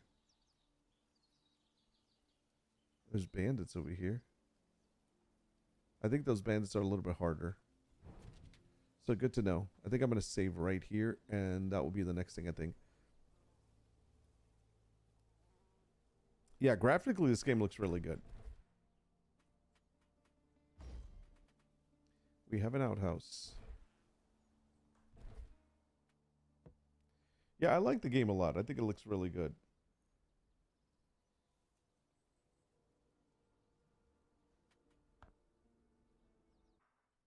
Cool. All right, we'll try that out more later. I gotta eat some lunch. I gotta get some other work done. See what's going on with the family. So yeah, so I guess we'll be trying out Space Citizen. See, you got me saying Space Citizen. I'll be trying out Star Citizen very soon again, I guess this week, because we got to do it before the 17th. So maybe like on Wednesday we'll try it out and see how it goes. I got to definitely do that. Because then I'll know what the hell you guys are talking about. Don't think the gifted game packages can use a reference code. This game looks nice. Yes. United States 2030. No. It's Bellwright. After the MP, exactly. They have your code in case they can put it when they create accounts. So we'll play on Wednesday. So I already have the game, so I don't have to worry about it, and I've already updated it, so it's ready to go. I'm curious if I try to launch it now, if it would even launch, but I'm not going to do that now because I got to go take care of stuff. So I will try and see if there's any queues, because there was a queue on the day that I downloaded it, and I don't know what happened. So we'll see. Anyways, yes, I will. Shut up. I have to. The guy gifted all those subs. So I'll definitely do that. All right, guys, I think this is going to be it. I hope you enjoyed today's coffee chat. We did a little bit of a lot of stuff. We talked about a lot of different things, so that was good. So if you want to watch this again, you know it's going to be a VOD. It's going to be up here, and I hope you enjoy it. And I will see you guys on Wednesday well, we'll try out Space Citizen. And we'll see. So hope you guys have a great day. Thanks for hanging out with me. And we will see what else happens. I'm going to look into that Kofi thing and setting up that account because it's going to be good. I'm going to be able to offer you guys things. And that way it doesn't feel like you're just subbing with a Twitch sub or a Prime sub or a freaking YouTube sub. You actually be able to be a member of something and get something in return. So that we're going to work on that. So I appreciate it. Until next time, have a great day. Take care of yourself and make sure you get your stuff done before you're just sitting there and playing games. All right? Brink. I'll talk to you soon. Have a great one. I'm out. Peace.